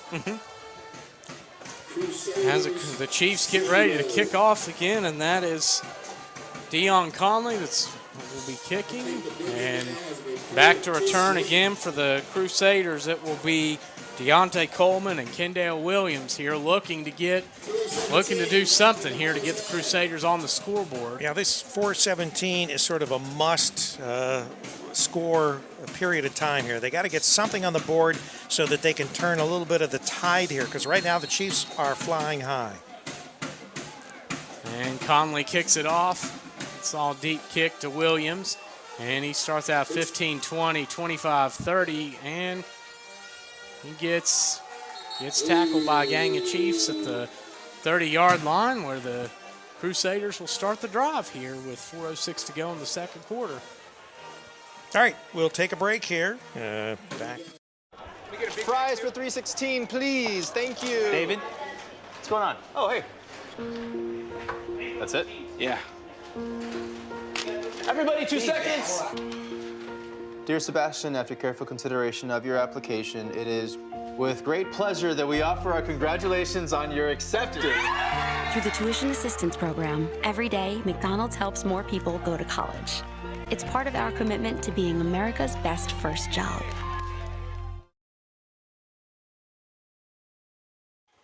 And here come the Crusaders. Shotgun trips left. Tyler drops back. He's got a little bit of time looking for an open man and throws it. Is that caught? No, it's incomplete. A good effort, but Tyler is now 1 of 9 on the night for 5 yards. 2nd and 10 for the Crusaders. Zebras are wanting to talk something over here. Is it a flag? Yeah, there's a flag on the ground over here. I think that's a flag.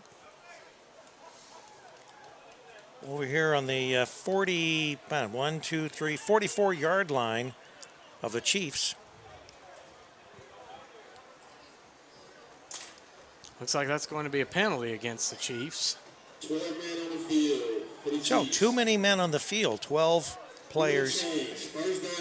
I don't think the Chiefs need to play 12 players here. As that's, well, they're going to make that 15-yard penalty here, so. Crusaders are going to start from the 45, their 45-yard line. And they go shotgun. Sean Tyler and Jawan Self in the backfield. And Tyler drops back. Chiefs in a 4-man rush. He's looking for an open man, throws it downfield, and it's overthrown. Incomplete pass. Good pass by the quarterback. He had plenty of time. Good protection there for him. That pass is intended for Cliff Wheeler, but just a little bit much on it to get to him. So now that'll be 2nd and 10. Crusaders with it on their own 45-yard line here. 3:37 to go in the second quarter, trailing the Chiefs 22-0. And that is Sean Tyler and Jawan Self in the backfield. Kendall Williams, Troy Summers, Cliff Wheeler, or no, that's now Deontay Coleman and Brandon Thomas at wideout. Ball snapped, thrown over the middle, caught by Summers, and he's going to get about 6 or 7 yards there. That was a nice little pickup. 3:10 remaining in this first half of play. And it may be that Marion County has decided that rather than trying to, hit a bomb or whatever, they'll go underneath and try to pick up some short yardage, but at least make some completions and move the ball along. Yes, and if they can do that, then they may eventually open up the deep ball for them at some point here as they come out for this 3rd and 4. That's Sean Tyler and Juan Self in the backfield. And big 3rd down here.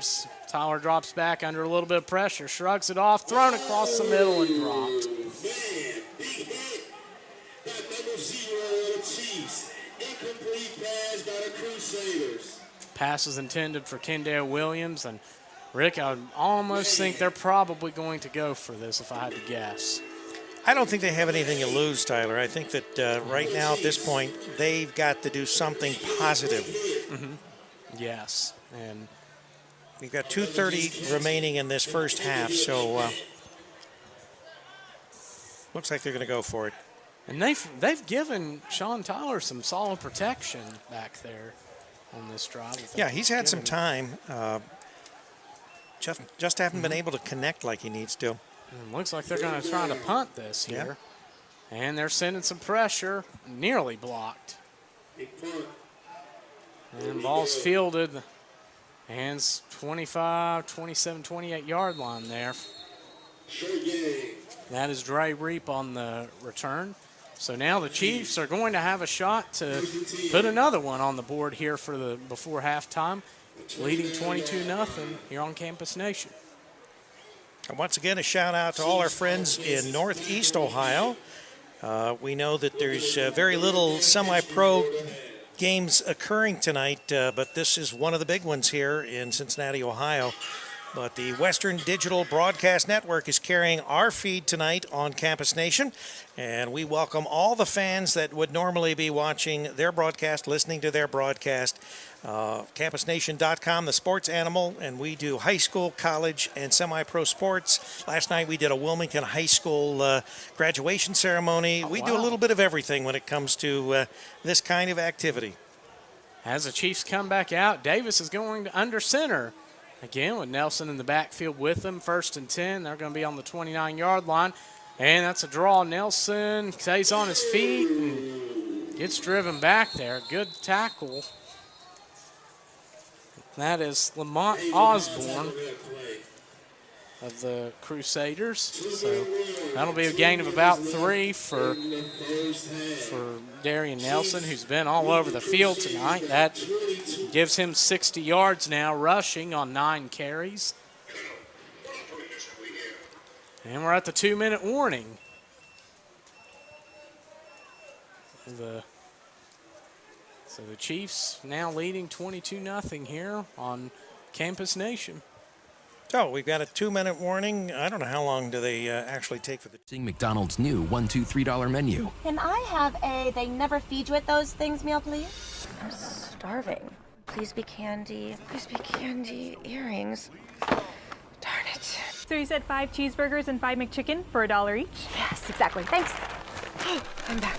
Okay, what did I miss? Absolutely nothing. Oh, figures. Thanks. Build whatever meal you want with favorites on McDonald's new $1, $2, $3 menu. And we're back. All right, back live on CampusNation.com. 2 minutes to go in this first half. You've got your Cincinnati Chiefs 22, your Marion County Crusaders 0. I think Marion County's kind of stunned by the Chiefs' dominance of this first half.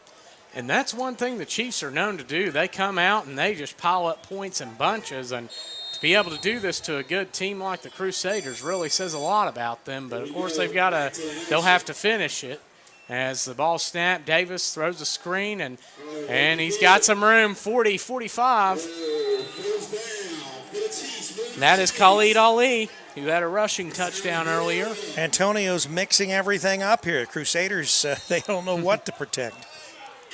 And that is a 13-yard gain. Davis now up to 164 yards through the air, and Khalid Ali gets his second reception he has a total of 53 yards receiving. And a rushing touchdown as they come back out. Shotgun, Davis and Nelson in the backfield. Anderson, Ali, and looks like Ushery and Williams maybe at wideout as they go shotgun trips right. And ball snapped, thrown, and incomplete. Pass was intended for Ali, tried to throw the screen again. Ali with his breakaway speed, and certainly I can understand why they would try to do that.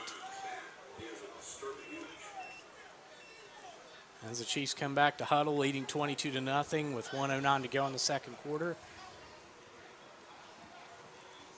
And Rico Pritchett checks into the game. Rico's the sneaky one. You know, they stick him in there when they're going to pull some sneaky little play here. As the ball they break huddle, that is Deontay Riley on the isolate, or no, they're going to go twins. Riley and Anderson on the left side, Rico Pritchett and Khalid Ali on the, screen to Nelson. That's his third reception, 50-45, burst up to the 40-yard line. And the Chiefs have no timeout, so they have no way of stopping the clock unless they just ground this ball into the ground. And that's a 14-yard gain for Darien Nelson. And that gives him, that's 3 receptions now for 37 yards to go along with his 60 yards rushing. And it's a 1st and 10 for the Chiefs. That clock ticking down. And Davis drops back. He looks, throws deep, going for Williams, incomplete. 27.3 seconds remaining in this first half. Incomplete pass by the Chiefs.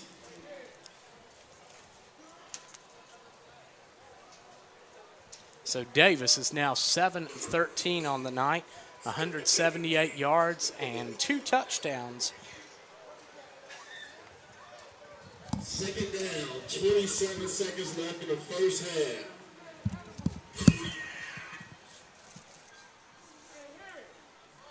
And this will be a big play here. If the Crusaders can get a stop, it will certainly be advantageous for them going into the second half.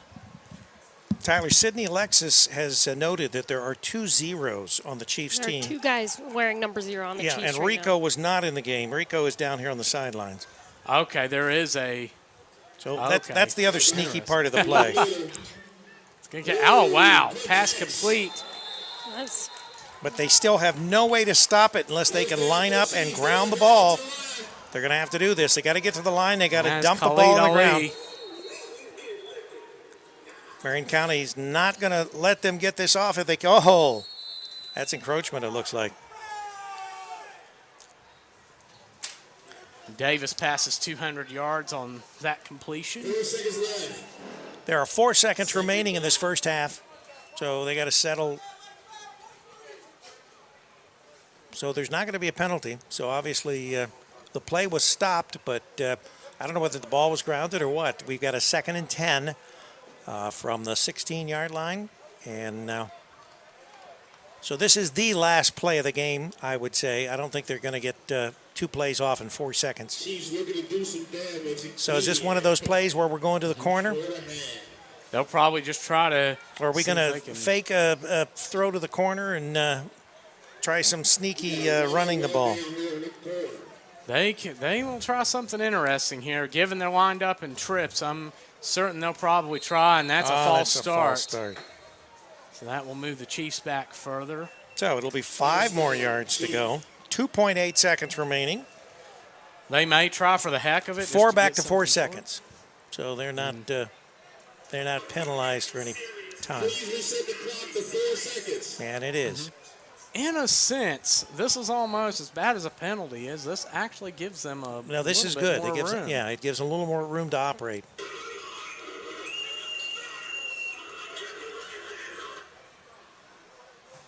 So it's going to be a 2nd and 15 from the 21-yard line now, with 4 seconds remaining, barring any other penalties.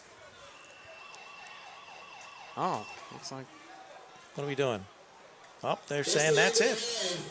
Well, they're calling. So they're just sending it to halftime. So your score at half, the Cincinnati Chiefs are leading the Marion County Crusaders 22-0.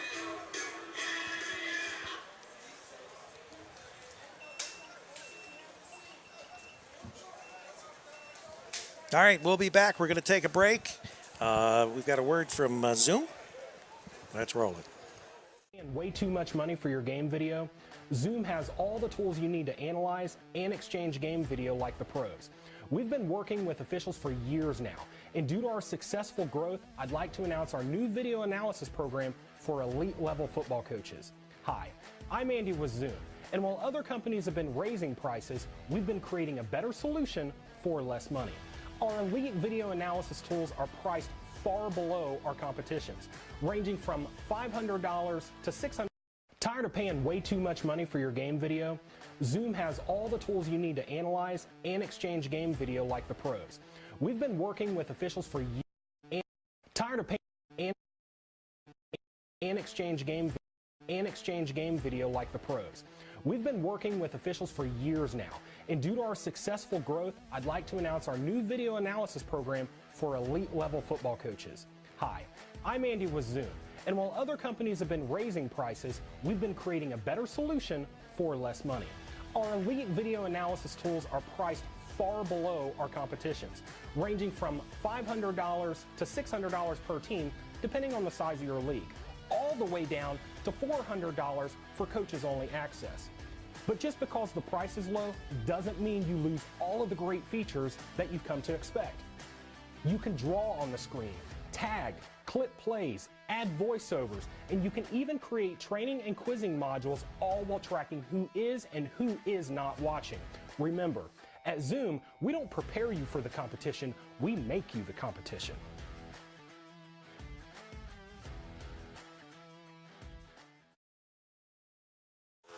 And we're back here at halftime here at Walnut Hills High School in Cincinnati, Ohio.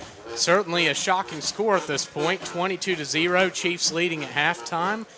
As the teams are certainly going to be, I know the Crusaders especially, be working on making adjustments. And we got a special guest at halftime. You want to introduce her? Sure. We have head coach of the Southern Ohio Blaze, Kody Bray. Good to have you here, Tony. Thank you guys for having me tonight. Yes, and I know it's quite an atmosphere here tonight here at Walnut Hills High School. I know that this is the only game going on tonight. Talk about how you feel so far about your season with the Southern Ohio Blaze.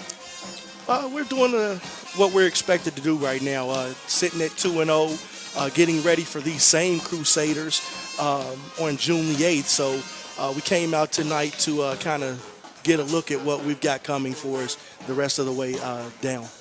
Yes, and I know I know you guys are certainly, I'll say personally, you've been my sleeper pick this year in the BCFL. I know that you're quite fired up winning the PAFL Tier 3 last season, and of course the last time you were in the BCFL you were 7-4, and I mean darn close to knocking off the champion that year. So I'm sure you guys are really have a fire lit this year. Well, we've got a great bunch of guys this year.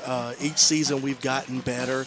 And this is a special season. Last year was unbelievable, winning the PAFL Tier 3 championship game. And we've gotten some extra guys that have come in this year to help us out.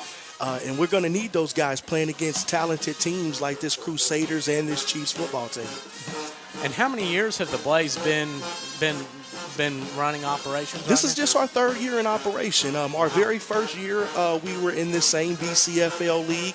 As you talked about a moment ago, Tyler, we were 7-4, made it to the playoffs, regional round, and lost to BCB, who would then become the BCFL champions that year. So right out the box, we've just been really blessed, man. We've had some good talent on our team, and each year we've just gotten better. Yes, I know that it certainly. I remember that first year because Courtney and Cole talk about him some because, I mean, he has been a monster on the line for you. He's an unbelievable football player, the best offensive lineman we have. He's transitional. We can play him at tackle. We can play him at guard. We can put him at center. He anchors our offensive line, and he does a lot of coaching on the field with our offensive linemen, and that's one of the triggers that we have that keeps our star running back, Devontae Johnson, going. Mm-hmm. Yes, and he's certainly been a force there for you guys, and I know that really been a key player in that offense for you. Yeah, he's been the lightning force for our offense the past 3 years, and he just seems to be getting better and better. You know, it's unbelievable being out here in this semi-pro football atmosphere. You see guys get injured all the time, but when that guy touches the ball, it's like we're not the only ones watching him. Our opponents are watching, and they're expecting something big every time number 3 touches the football. Mm-hmm. And talk about the transition, because I know you've gone from the BCFL to the PAFL Tier 3, and now, of course, got to the honor of playing in a big bowl game last year, and now you're back in the BCFL with, of course, your team being one of 4 new teams that have a combined record of 49-9 coming into the league. So that's quite an addition, real strong. Yeah, it makes the BCFL, in my opinion, the most competitive football league right now out here. When you look at all of the teams from the Blaze to the Chiefs to the Comets and this Crusaders football team, along with BCB, you know, you're talking about week in and week out having to play good football. You don't have those off weeks where you know you got a team that you're going to face that you're going to potentially put up 30 or 40 points against. Every single week it's a dogfight in this BCFL. Yes, and that certainly will be an exciting season, and well, we look forward to having you on Campus Nation. So good luck. And now, who do you play next, Coach? We actually go to Indianapolis to play this Crusaders team on June the 8th, and then we'll return back home where we'll play, I believe it's BCB on the 15th. Like you say, there's no rest. There's no rest. There's no rest for the weary in this league. All right. Good luck. Thanks, Coach. Thank you so much.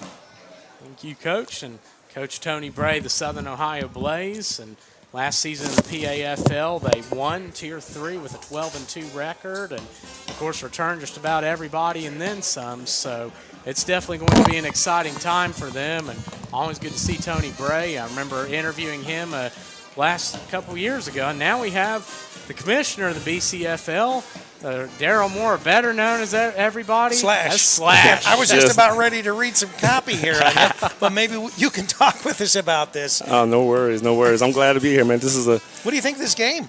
Surprising. It's surprising, really. The first quarter, that's what I thought the game was going to be. A lot of really good competition, and then it just kind of exploded in the second quarter. So the Crusaders right now, they're just making too many small mistakes.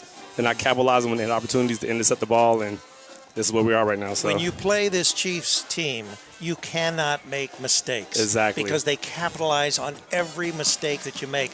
As a result, they scored that touchdown with the errant, when they were trying to get back to the quarterback, and they were like first and what did we say, Tyler? First and 20, what? It was a 2nd and 26. Right, and they still ended up scoring off that drive. It's unbelievable. Like Antonio Davis is just unbelievable. Like realistically, he's the best quarterback I ever seen play semi-pro.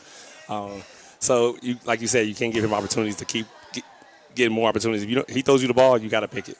And if you don't pick it, he's going to make you pay. So, but what we got going on today, I mean, we got the band out there right now. This is a great BCFL matchup. They got to play each other again in Indianapolis at the end of the year, and I'm sure they're going to see each other in the playoffs again. So it's going to be great. So yeah, well, it's like Tony was talking about. We had him on just before you. There are no times to really rest in this league. You've got such a strong, competitive, powerful league. And you must be proud because obviously this is what you've been looking to do, and it's coming to fruition. Exactly. And every week, I mean, that's all most players have complained about was, oh, man, we want good competition. And now that's what we have. And now some players don't know how to handle it when you get adversity of being 0-2, or because right now we have like two teams, especially the Dayton Hornets and the Kings Comets, who really not used to losing. And like we said, it could be something at the end of the year. I think it could be 5-5 and then make it to the championship. That's how good every team is. And like you said, if you don't capitalize on the opportunities you have, you got to make it. So what are some of the things that we're looking at as far as the league and things that you want to do to once again add? I mean, it's hard to believe that we can improve the level of play or the excitement that we see here on the BCFL, but you've obviously got some ideas. What are some of those things that we're working on? We're basically trying to own everything from Columbus down. Columbus, Indianapolis, and Louisville eventually. We really want to start branching out to those areas. Obviously, Marion County is from Indianapolis. And also in Portsmouth as well. So basically everything 2 hours from Cincinnati is kind of where we want to hit everything southern, the southern region of this tri-state area. So we haven't gotten to Kentucky yet, besides the tri-state Saints, but we're really trying to branch into that and have good competition so teams don't have to keep traveling, 4 or 5 hours, because this day semi-pro people just don't travel like that no more. So like when I used to play, we used to love going to Detroit, Cleveland, and doing stuff, but now it's just really hard to get guys to do that because most people nowadays have 2 jobs, and as you can see, there are still a lot of people don't realize that these guys have got to earn a living, and they have full-time jobs, and as you say, sometimes 2 jobs. 2 jobs, yes. And they still play this game that they love, and this is their hobby, so to speak. Mm-hmm. Now, that's not to say that someone might see them and want to, and they have eligibility, a lot of them, for college. Yes, I mean I know for. Some teams, some players have went back to college doing this, and some players, like last year, Dayton Hornets had a player that went to the AAFL, so he got to play there. So, and there's a few players that I think are going to make it to the XFL next year, so at least have the opportunity to do it, so because they have the talent to do it, and that's what we're doing. I have a couple Canadian scouts. I'm actually a scout for the Carolina Cobras, who's in the NAL, and we do tryouts and stuff, so any given time so I can get an opportunity to play professionally and get paid to do something that they love to do. But that's why I named it the Blue Collar, was because everybody's a workforce. So that's how the name came up with Blue Collar Football League. And I'm sure that it doesn't hurt that you're now broadcasting on Campus Nation. We've got TV, and so it gives you a lot more exposure. Yes. And hopefully that will also maybe entice some of these other strong teams out there to think about joining your league. And that was the main reason why we wanted to get with Campus Nation to partner up, was just to get that, everything that we're trying to bring out to, because semi-pro got such a bad rep from different teams doing silly stuff, and we wanted to change that. So like in our league, we don't deal with a lot of extra stuff. We suspend players for fighting. There's not no one game thing. Everybody knows if you're doing something you're not supposed to be doing, you will not be part of the league, whether it's on social media, if you're talking bad about the league or doing anything else. Kind of like the NFL, we protect the brand, and that's what it's about. And that's why we partnered up with Campus Nation, was because it's the same morals that we had, that we wanted to do, and that's what we want to showcase to everybody. So. Right, and we are just absolutely tickled to death that we're able to bring our fans, our network, and tonight, and you're probably not aware of this, but the Western Digital Broadcasting Network, who occasionally will pick up our feeds on their network, since they have no PAFL games. I think what we say, the Erie the team up Area there. Express. Right. Yeah. That's a team that they cover frequently, Okay. but they're bringing their fans our game tonight as well. That's So good. we're getting Yeah. some additional exposure on this Memorial Day holiday weekend. And we had some teams up further north has asked about joining our league. I mean, I had teams from Chicago actually, like about 6 teams that wanted to join the BCFL because they heard about all the good stuff we've been doing.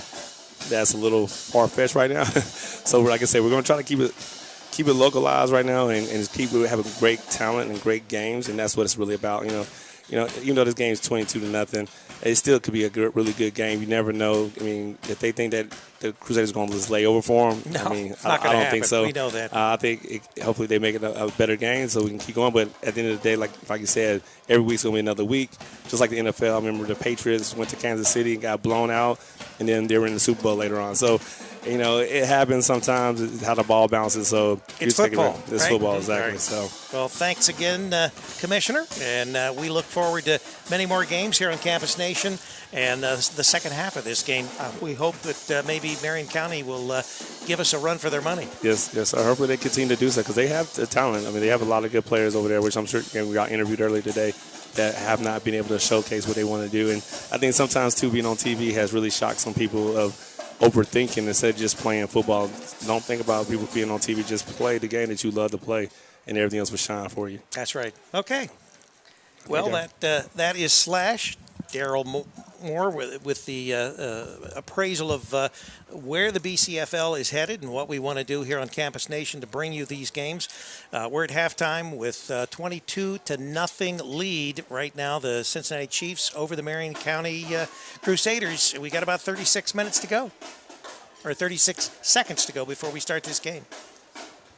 What a game it's been so far. Certainly a shocker. The Chiefs coming and making a big run, and I mean, we'll see if the Crusaders can pick it up in the second half. This is a team that certainly can put together a big run. They did beat the Fire. They beat the Dayton Hornets, so they can certainly put something together here to give the Chiefs a challenge, which I'm sure they're going to be fighting against here. And a great interview with Slash talking about the state of the league, too. And I remember who we had up here earlier, Kody Bray, when he interviewed at the All-Star game, he talked about how in the early 90s it was put on pads and go to the park. And now you have, trips to Florida for bowl games. And there's such a big expansion of semi-pro football. And the BCFL certainly playing a big part in that as the teams get ready to line back up. The Crusaders kicking off. That looks like that's going to be Anderson kicking off for them. And back to return for the Chiefs. Looks like, can't quite see, that is possibly Ronsay Harrison back there as the Chiefs or the Crusaders get ready to start the second half, trailing 22-0 here, and flag down. That'll be a false start on the Crusaders on the kickoff. So, not a good way to start this second half of play. Just been an all-around frustrating night for them, and we'll see if they can bounce back from this, as that's going to move them back to the 30-yard line to kick off. It's Brandon Thomas that's kicking off for the wide receiver, kicking off for the Crusaders.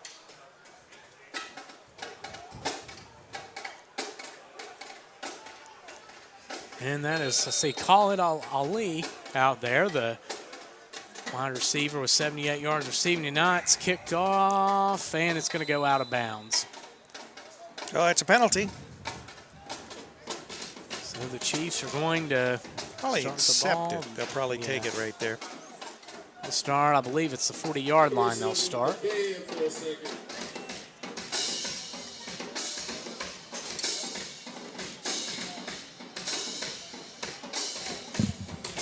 Here come the Chiefs, leading 22-0. And in the backfield, that's quarterback Antonio Davis and Darien Nelson.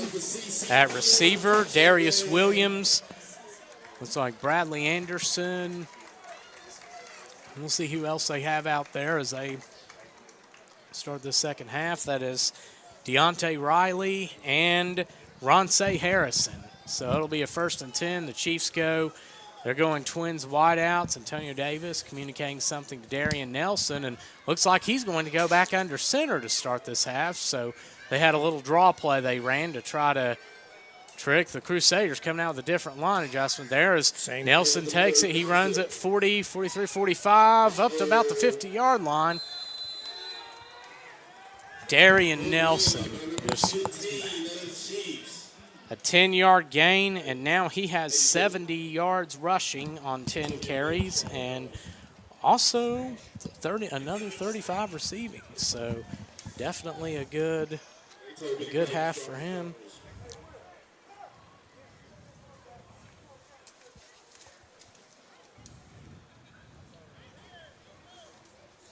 As the Chiefs go back in the huddle.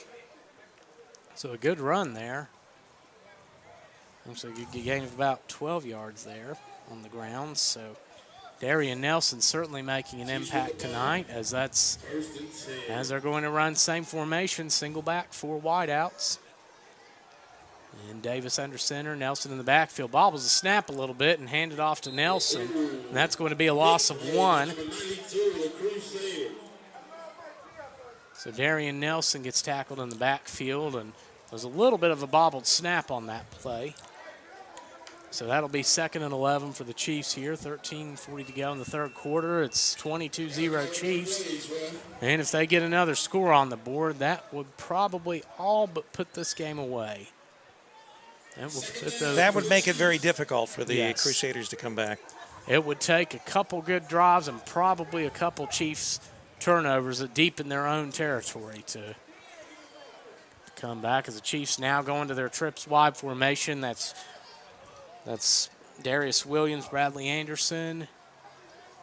It's like Ronce Harrison out wide out there. And Nelson and Davis in the backfield. Chiefs. We got a penalty. And that's a false start.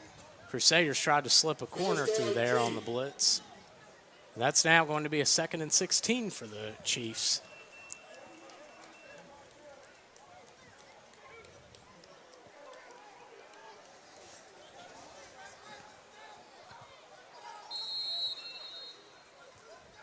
So we'll try this again here as that'll be another big conversion the Chiefs will have to make to, not as big as the last one, but still pretty big that they're going to have to make to get the 1st down here as they're in huddle. And we'll see what they try to do. If they try to go back to their trips formation or go to that single back under center again, which they like to run a lot out of. And they're going to isolate Ronce Harrison on the left side, Bradley Anderson, Darius Williams, and Deontay Riley on the right. As the Chiefs show blitz, they blitz the corner, the snap's fumbled. And a big loss there. Darien Nelson recovers a fumble. Yeah, he saved a potential big turnover as far as the Crusaders if they would have recovered that ball. Oh, but looks like there might be a penalty. Here, yep, that's a penalty, and that's going to hurt the Crusaders. That's going to be on them. So the Chiefs get bailed out, and that's going to be a 2nd and 11 instead of what would have been a 3rd and forever. Yeah.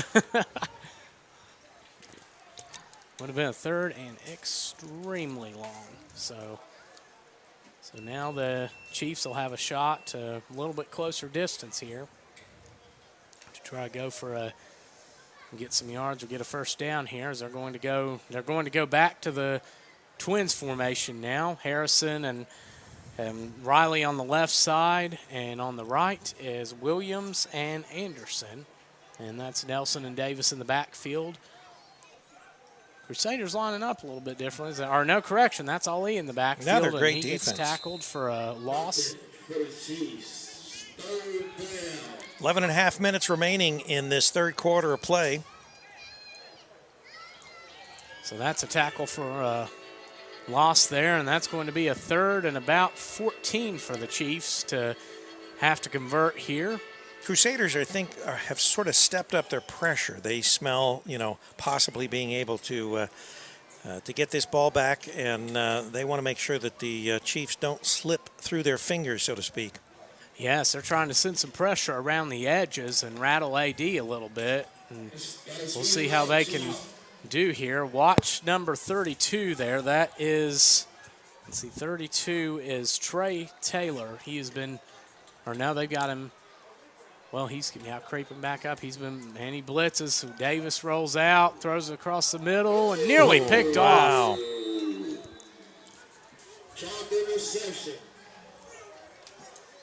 So going to bring up 4th down. And there's big number 91, no name for him on the roster, but he certainly made an impact there as the Chiefs. This will be the first time I think they punt, won't it? And, Yes, of course, but AD usually does their punting for them. So he does that double duty there. Kendall Williams back to return the punt. If he can get a big return here, this might set the Crusaders up to possibly make some noise. And that is a dangerous thing when you have a quarterback as good as AD. And you just never know what he's going to do. Exactly, yeah. It gives you so many more possibilities of what you're going to attempt. They line up in their version of a punt formation. And AD drop kicks. Bad punt. And they gets it, returns at 45, 50, 40. He could go all the way. He's cutting back. 20, 15, 10, 5. He's into the end zone. Oh, wow. And we've got a ball game. Great move. What a return by the Crusaders there to get on the scoreboard. And now that is a good start. 3 and out, forces the Chiefs punt. The short kick is recovered and ran back into the end zone. I still can't quite get his number. That's hard to see with the way the lighting is in the jerseys, but an amazing return there and a great read to pick up that short punt. So it's here with 9:54 to go in the third quarter. It's a 22-6 ball game. Chiefs are leading the Crusaders, and now the Crusaders will try to stick 2 more on the board here and make this a 14-point ball game as they go into huddle. And they're coming out. Looks like that's going to be the powerful I formation they're running in warm-ups. And that sure is. That's the I formation. It's their goal line. And Tyler at quarterback. Ball's handed off up the middle. That's going to be close. He's not in. So Jawan, looks like that was Jawan Self on the carry. And not quite enough there. That was Self for Ishmael Burris. I think that was Burris, a 5'10", 210-pound running back. The Chiefs blitzed the right gap on that play and was able to get into the backfield a little bit and disrupt things. And so only about a yard there. So it's going to be with 9:54 to go in the third. It's a 22-6 ball game. And the Crusaders will look to try to maybe get the ball back here and get a good stop. So what was the smoke on the field? Is that from the smoker over there, the hamburger and hot dog cooking? It looks like it's coming. It's coming from the back side. It looks like it's whatever the hamburgers, hot dogs they're cooking. So now Thomas gets ready to kick off for the Crusaders again. You have a little bit of momentum here, getting their first score of the game. Yeah, the Mo has at least shifted to the Crusaders. Maybe they can capitalize on it. It'd be nice if they could get a turnover. They're going to be looking, to take this ball away and get another opportunity of putting the ball in the end zone. And the ball's kicked off, short kick. And kicked. Are they going to let go out of bounds? Looks like right around the 30. Looks like Reek picked it up before it went out of bounds. And 28, 27-yard line, somewhere in the neighborhood. It looks like about the 27 they're going to spot this. So Chiefs will start from there. As they get ready to come back out. And if you're just tuning in, until now, it's been all Chiefs. They led 22-0 at halftime. And now to start the second half, they punted, and it was a short kick by Antonio Davis that was recovered by the Crusaders and ran back. wants to play Little League football. And on that return, that looked like Tyrone Howell Jr., or correction, that looked like Dio Tomasello that ran that one back for the Crusaders. So he a great read there, great awareness. And as the Chiefs come back out now, breaking huddle. And we're coming to you live from Walnut Hills High School in the Queen City of Cincinnati, Ohio. 22-6, the Chiefs lead the Crusaders. Chiefs with the ball. And they go to their shotgun trips right. And the ball snapped. Davis drops back under a little bit of pressure. Breaks the tackle, and the ball's caught. Whoa, good. Or no, incomplete. They've waved it off. Davis, who is 8 of 15 now for 203 yards on the game. Not a bad night so far. Yeah, big portion of that 75-yarder caught by Greg Ushery. As it's a 2nd and 10 now for the Chiefs.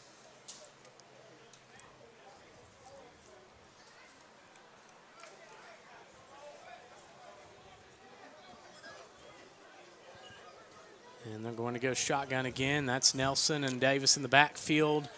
Ushery, Riley, Williams, and looks like Anderson at wideout. Ball snapped, thrown across the middle. No, that's Ali. He gets it across the middle and gets the first down. Little slant play that the Chiefs pulled off real well. And that's a 12-yard catch there for Khalid Ali. That's his 4th of the night, so he's at 4 receptions and 90 yards now on the night. Good for a first down. So the Chiefs with a 22-6 lead, and now with a first down here. And a reminder, after this game, we had the big one, 700 WLW. We're riding the wave with Dave tonight from about midnight to, 2, 3 o'clock. Sydney Alexis and yours truly, Rick Phillips. Give us a call. You can call in. It's a talk show. We'll talk all kinds of things, including BCFL football. As the Chiefs come out, and looks like there's a got a flag. False start.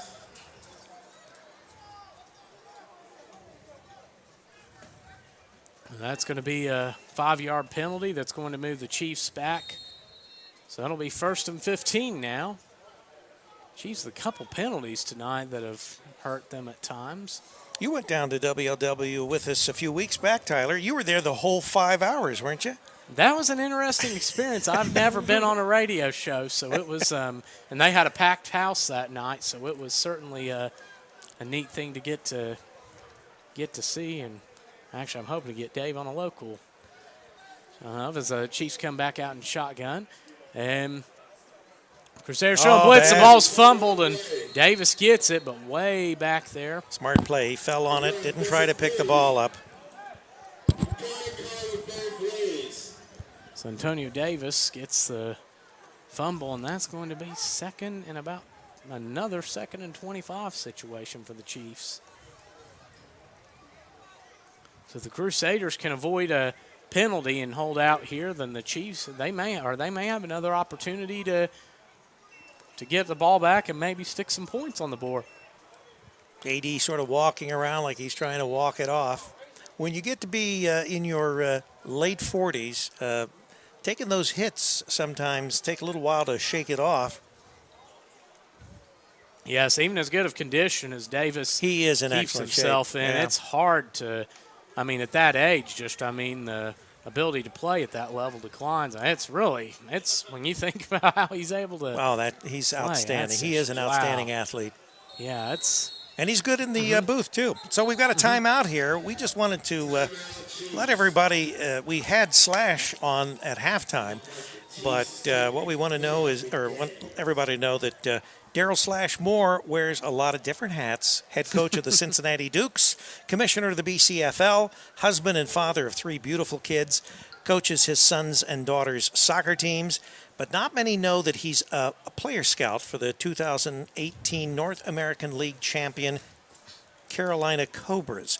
This gives the players in the BCFL trying to take their talents to the next level an added advantage. As playing in front of Slash could mean they're in with the Cobras. The Cobras are 3-0 right now as they play tonight against the Jacksonville Sharks in Jacksonville. And you can visit the Cobras at Care, that's CARCOBRAS.com, carecobras.com, and follow them on their quest for back-to-back championships. The Cobras have a tie to the they have a tie to the BCFL themselves, as head coach Billy Back played for the Kings Comets before he transitioned to coaching indoor football, where he's won 5 championships. So Daryl Slash Moore, I don't think I'm got any eligibility left in me to play football. I'm going to go with no. No, absolutely not. At 65, it's all I can do to just stand up most of the game here in the booth. But in fact, I'm sitting down right now, but I got to get back on the camera.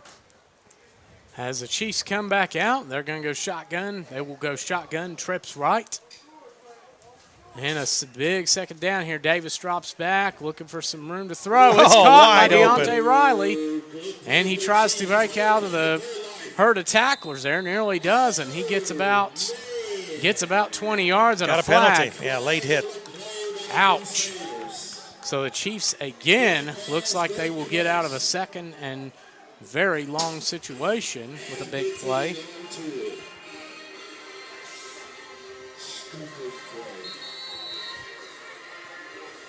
Deontay Riley with his second catch of the night. He has 28 yards receiving. Davis up to 235 now through the air. So I think we've got a timeout on the field, so we're going to take a little break here. This is CampusNation.com, the sports animal. Is a bag, but for Steve, this bag gives him food cred. Because now everyone knows that when they have that craving, or they're just looking for the perfect deal, well, they just need to follow Steve. Enjoy your favorites from McDonald's $1, $2, $3 menu, like any size soft drink for $1 and a 6-piece chicken McNuggets for $2.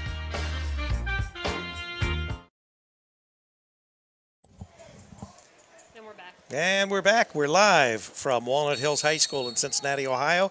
6:33 remaining in this third quarter play. 22-6. The Cincinnati Chiefs leading the Crusaders, the Marion County Crusaders, Marion County, Indiana. As the Chiefs line up, so they have to, after a penalty now, 2nd and 25, deep in their own territory, becomes a 1st and 10 in the Crusaders' territory at the 40-yard line, and they're going back to that single back formation again. Davis under center, hands it off to Nelson. Oh, he's hit what a in the hit, backfield. What a hit. No, you're not coming up the center on me. The big man gets in the backfield and causes a ruckus there. And that looks like Mark Crawford, number 92 there, gets in the backfield and certainly makes some noise there before he can even get the ball in his hands hardly. That's a 5-yard loss, and the Chiefs now faced with another 2nd and 15. As they break huddle.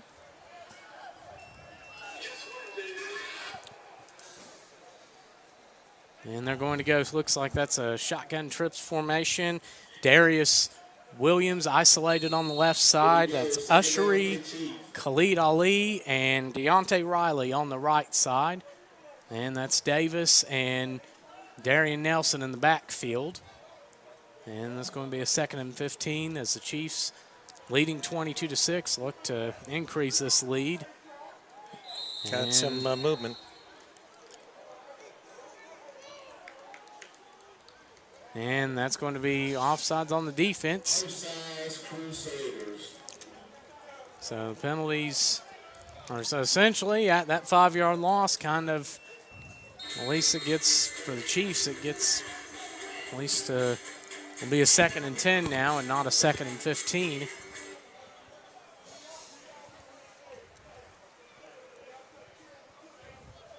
And they're breaking huddle, same lineup, shotgun trips right.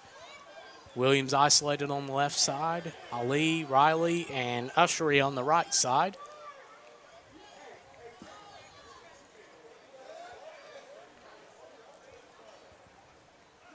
And ball snap. Davis drops back, looking for an open guy. Goes around the left side, thrown to Nelson. It's caught. 30, 25. Breaks her defender. 20, 15. Bumped out of bounds. But we've got a flag down on the play. Here's a replay of that. Hold it. Chiefs take it back 10. Ouch. So that's what would have been a 27-yard pickup for the Chiefs. Is now a 10-yard loss. Or, well, we'll see where the holding occurred. Yeah, because it would be a spot foul, wouldn't it? Mm-hmm.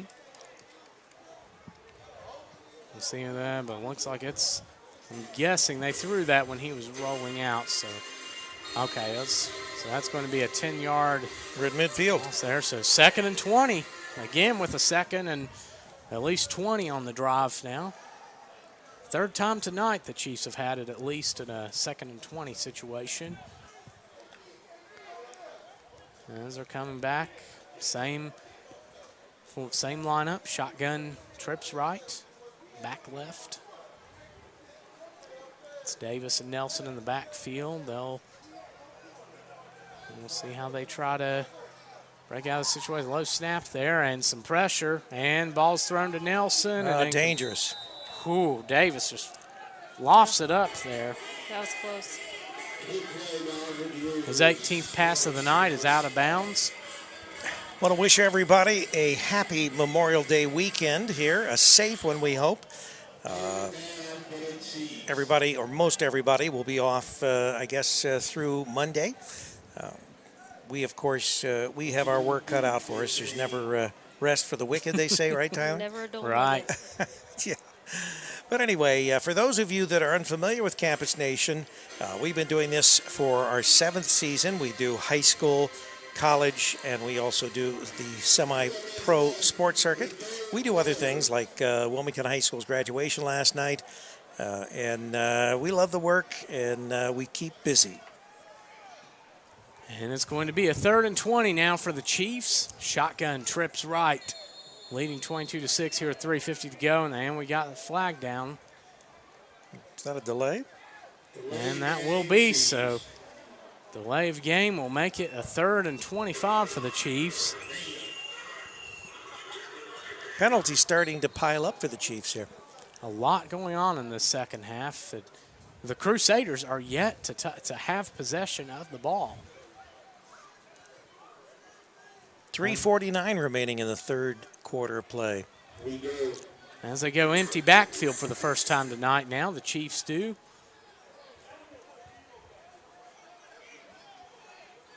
And 3-man front for the Crusaders, who are probably anticipating a conservative pass across the middle just to keep the ball drops out. Davis rolls out, looking for a man. Now he's going to go downfield and then complete.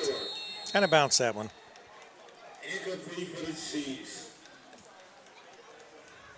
So it's going to bring up a 4th down, and I would assume, hopefully, a better punt than their last punt, because obviously that punt was returned for a touchdown.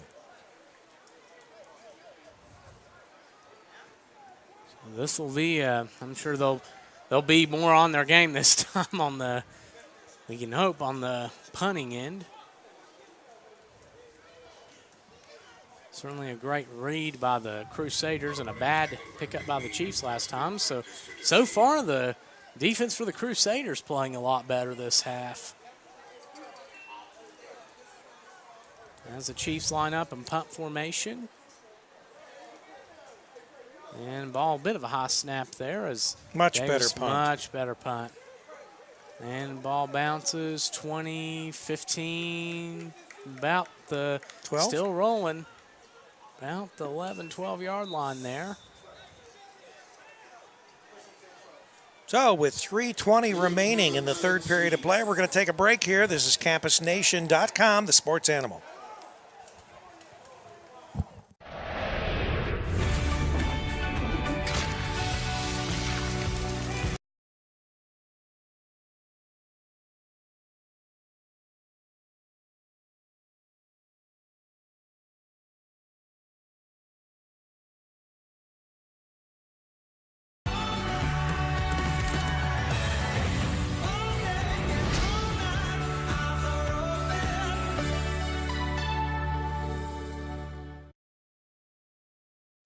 And we're back here at Walnut Hills High School in Cincinnati, Ohio, with the Cincinnati Chiefs and Marion County Crusaders playing as the Crusaders line up.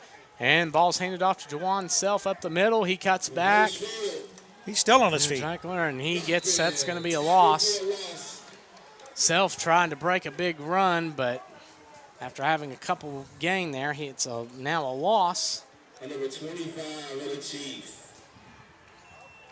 His 7th carry of the night, and that will bring them back to about the 9-yard line. So that'll be an 8-yard line. That'll be a 2nd and 14, 13 or 14.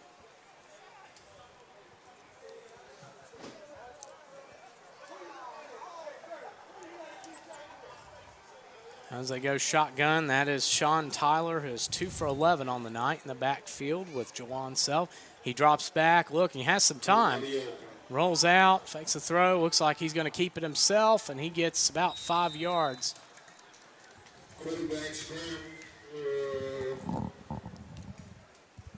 So Sean Tyler now with more rushing yards than passing on the night, 15 rushing yards and 11 through the air, but it sets up about a 3rd and 9 for the 3rd and 8, 3rd and 9 for the Crusaders here as we hit the 2-minute mark in the 3rd.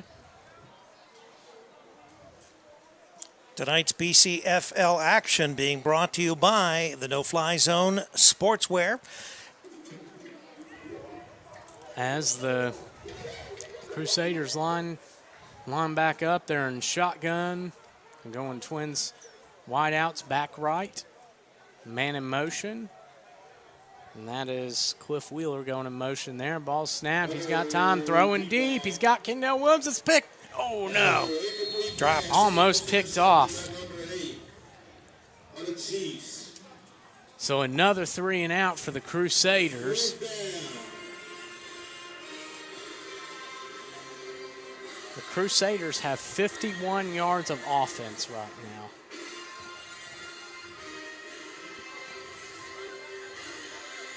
So this is going to be a 4th and 8. And I would imagine a punt. Yes, that deep in their own territory, and just the lack of overall movement tonight. They may try to sneak something, but in all likelihood, I don't know that I would take that kind of a risk. And really, you're down 22-6. You still have another quarter to play. There's no reason to panic. This team has certainly got the talent and the potential to be able to score some touchdowns. So there's no reason to do anything that's going to really give you no chance. And they're still very much in this ball game as the ball snapped. Good punt protection there. And ball goes back in the hands of Richard Ellery. He gets tripped up, still gets to about the 47, 46, or now they're going to call it at the 50.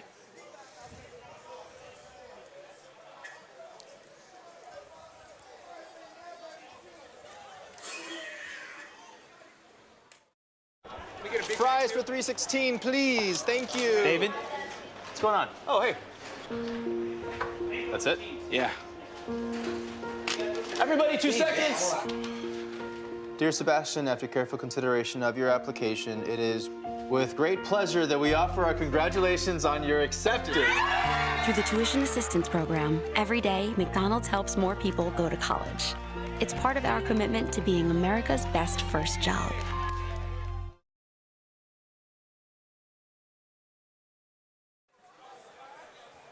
And we're back.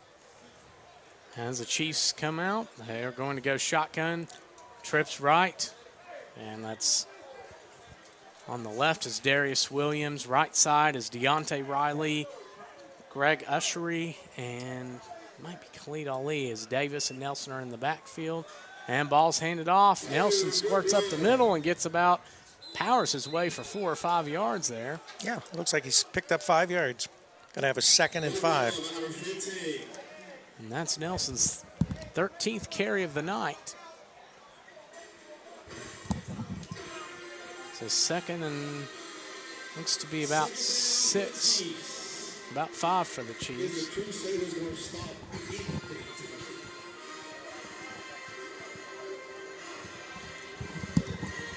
Definitely a nice area for them. I'm at 2nd and 5, and of course being in Crusader territory again.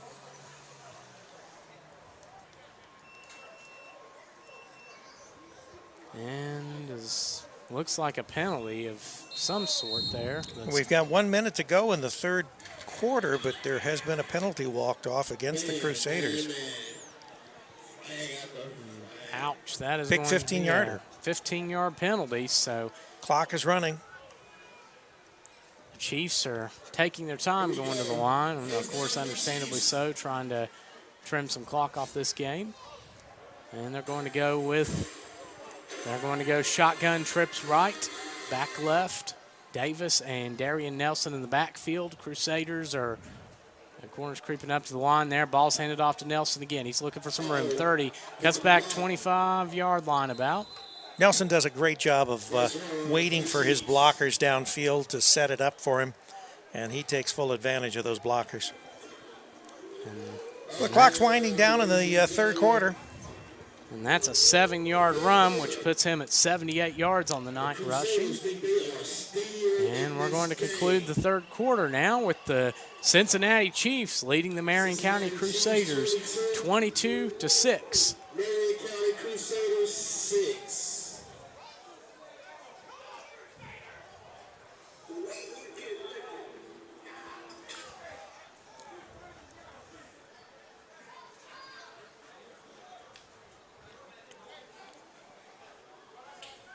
Good night, bud. Have a good one. Bye.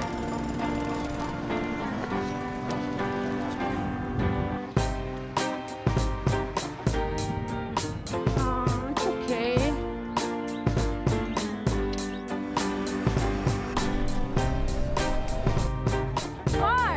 I am so sorry.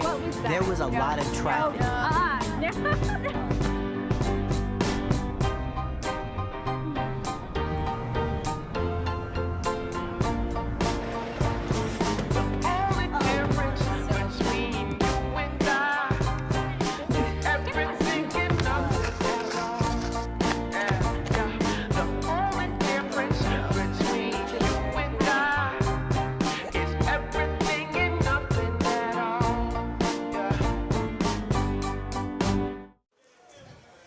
All right, we're back. As the Chiefs get ready to 2nd and 3 here on the 25 of the Crusaders. They're going shotgun trips right. Davis and Nelson in the backfield. Chiefs or Crusaders show blitz. Oh, it's a pitch left. Nice and pitch. Nelson looking for some room. He gets to the 25, 22, drug down about the 22-yard line there.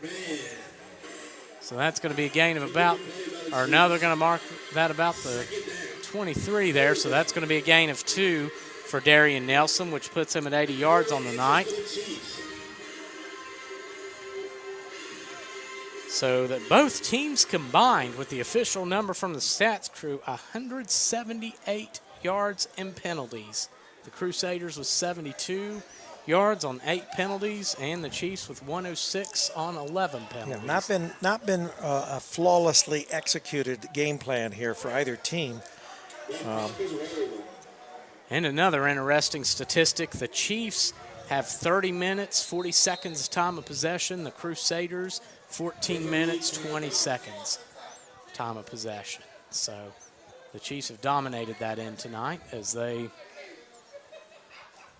Looks like we got delay in action. Looks like fixing the players' gear. And really the Crusaders, the only time they've touched the ball in the third is for a quick 3 and out.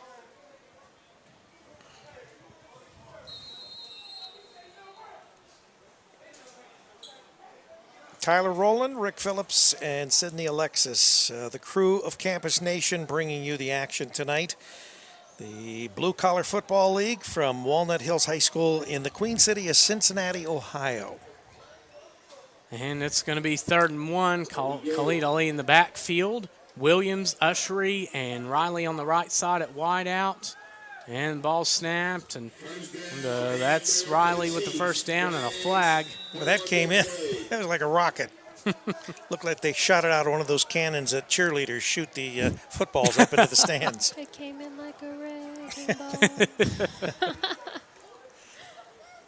A nice play executed by the Chiefs. Of course, we'll see if it stands. We'll see what the penalty is here.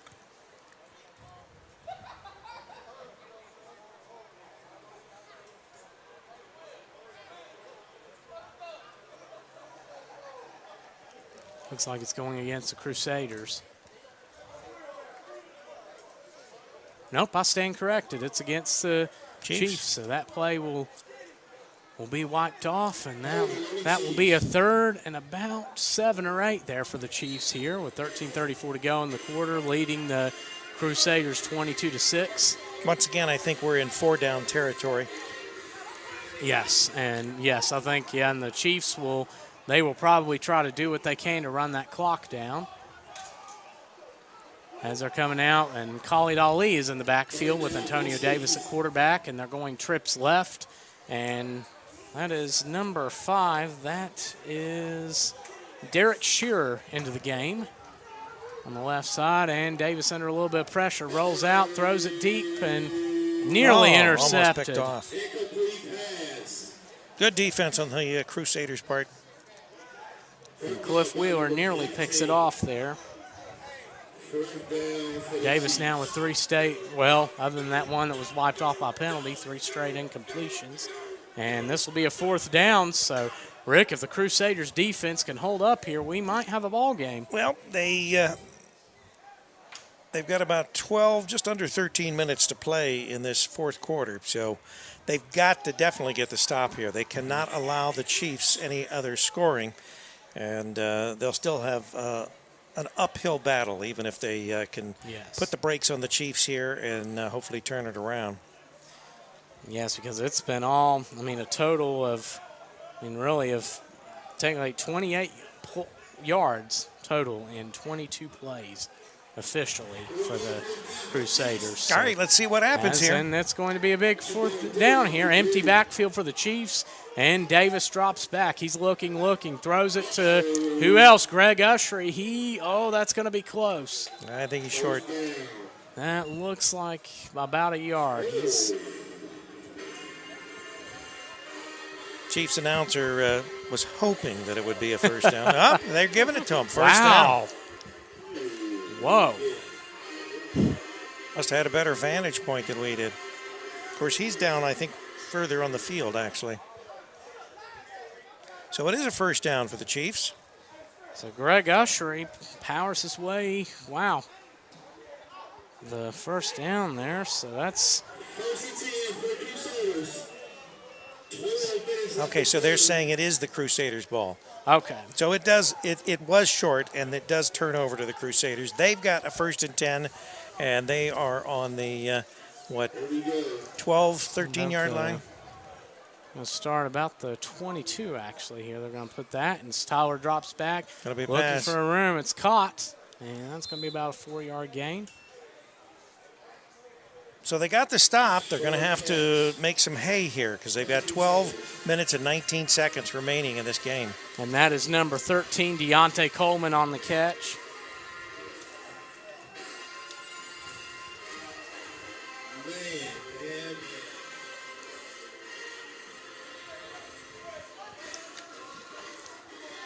And Tyler takes it. He's awful close to the first down.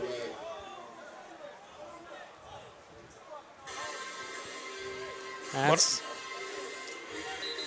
see where, and they're going to motion that for a first down. Yeah, so they got a first down now.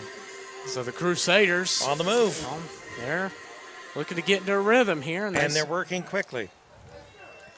Tyler makes a call at the line, and it looks like Self in the backfield with him, fakes the ball, under some pressure, goes off up the middle and gets maybe a yard. I don't know whether there was any confusion or whether this was a planned play.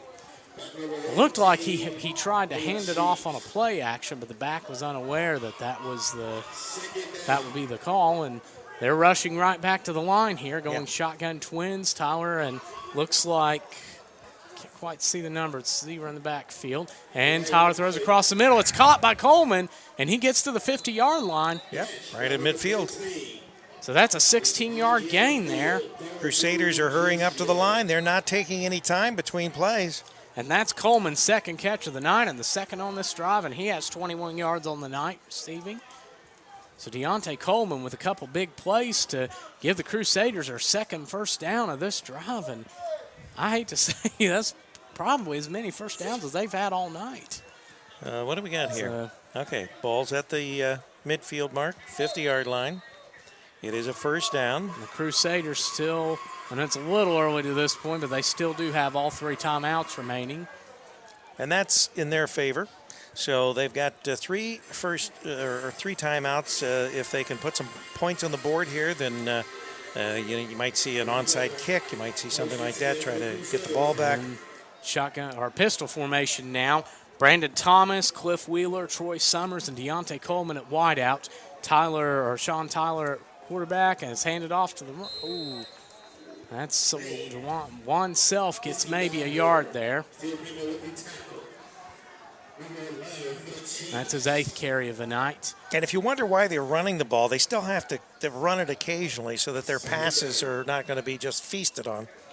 They're still trying to. They're hoping to sneak something in there, maybe. If they could get a breakaway here. Some yards. Self did have a good run early in the game.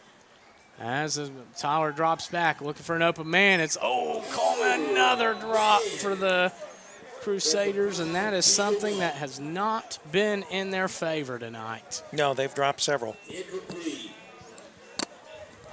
I mean, Tyler had 2 good. I mean, they have done a good job getting him protection in the backfield. And, I mean, the receivers have been 2 of the first 3 plays of the game. They had open guys, and both passes were dropped. And that's certainly, and that right there can rattle a quarterback some when they don't feel confident throwing it to their receivers. Big 3rd down here. 3rd and 9 here. Crusaders trailing 22-6. Tyler runs it up the middle. He goes. Oh, it's close. I think he's got it. He's got it. Just made it over the line.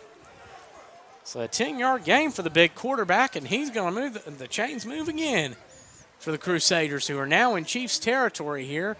9:33 to go in the 4th quarter. Crusaders trying 22-6, and they're back at the line, and we've got a flag down. That's motion. Looked like the tackle might have jumped. The referee signaled offsides, but we'll see. Who is offsides? My only guess would be the defensive end, but. Yeah, and that's a good guess because I think that penalty just went against the Chiefs. So that's going to give the Crusaders 5 more yards here. Well, let's see if they can get it in. They're certainly, I will say, very well prepared for a situation like this. They're running that no huddle very well as Self goes in motion and over the middle. Almost picked off. Number 8 for the Chiefs. Ooh, close call. And number 8, that is Savage Pierre, the 5'7", 165-pound defensive back. Pierre's doing a little calisthenics out there. I guess that is his penalty for dropping the ball, huh? And no sooner he does that, and Tyler drops back, throws it in there. This time it is picked off. Sergio Freeman, who we interviewed before the game, one of the best defensive backs in football. And he shows you why. And he's, wow, just great coverage there. Forced the receiver to the outside and hung right in there, picked the ball off, and now the Chiefs will have the ball. It'll be deep in their own territory, but they'll have the ball. And I would imagine that they're probably, as much as possible, going to keep this ball on the ground and grind out some time. Yes. 22-6.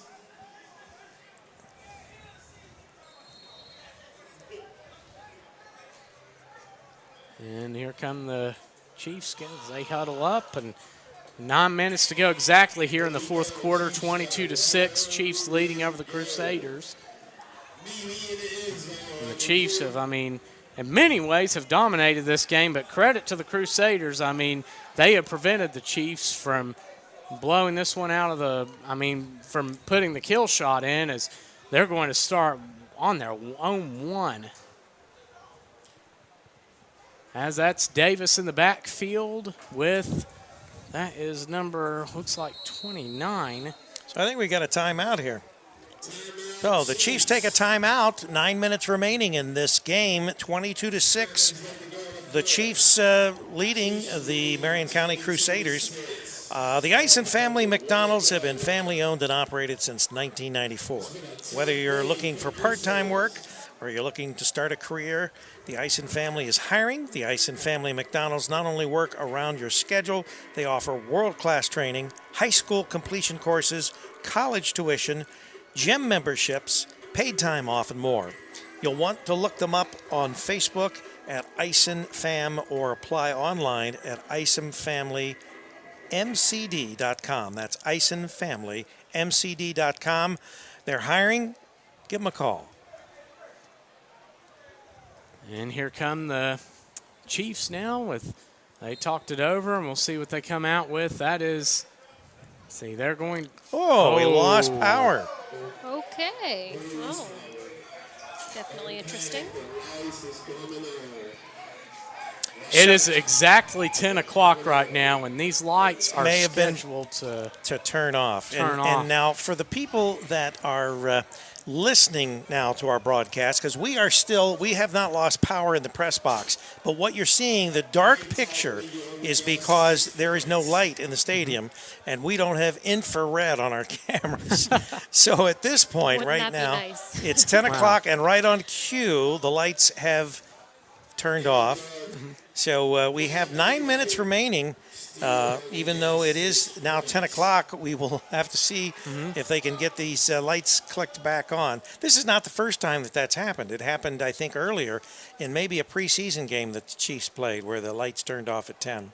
Interesting, because I'll admit I was actually – this is kind of a flashback to high school, because the school I played for, the Ashland Tomcats, we scrimmaged Boone County at Morehead State University. I mean, we were starting the fourth quarter leading 6-0, and then the lights went out. Yeah, but they didn't get them back on, so they just called it. Yeah, well, I at this point, the teams, you see some flashlights going on these smartphones that the people have out there, and I'm assuming that we will still finish this game with 9 minutes remaining. But right now, you're listening to Campus Nation, and, of course, those of you that are listening on the Western Digital Broadcast Network, you're hearing us as well. And we're going to take a quick commercial break. They can't see the commercial, huh? Oh, I guess they can. That's right. Yeah, we can actually show you a commercial. That. All right, we can. We could tell a humble origin story and discover conveniently placed sacks of coffee. We could show a selection of models holding cups up to their faces. We could use slower shots of Arabica beans. We could see a trendy artisan taking coffee way too seriously. We could use an abstract dance routine to romance our milk. We could create an epic blockbuster and crowbar our product into it. We could do all that. But we don't.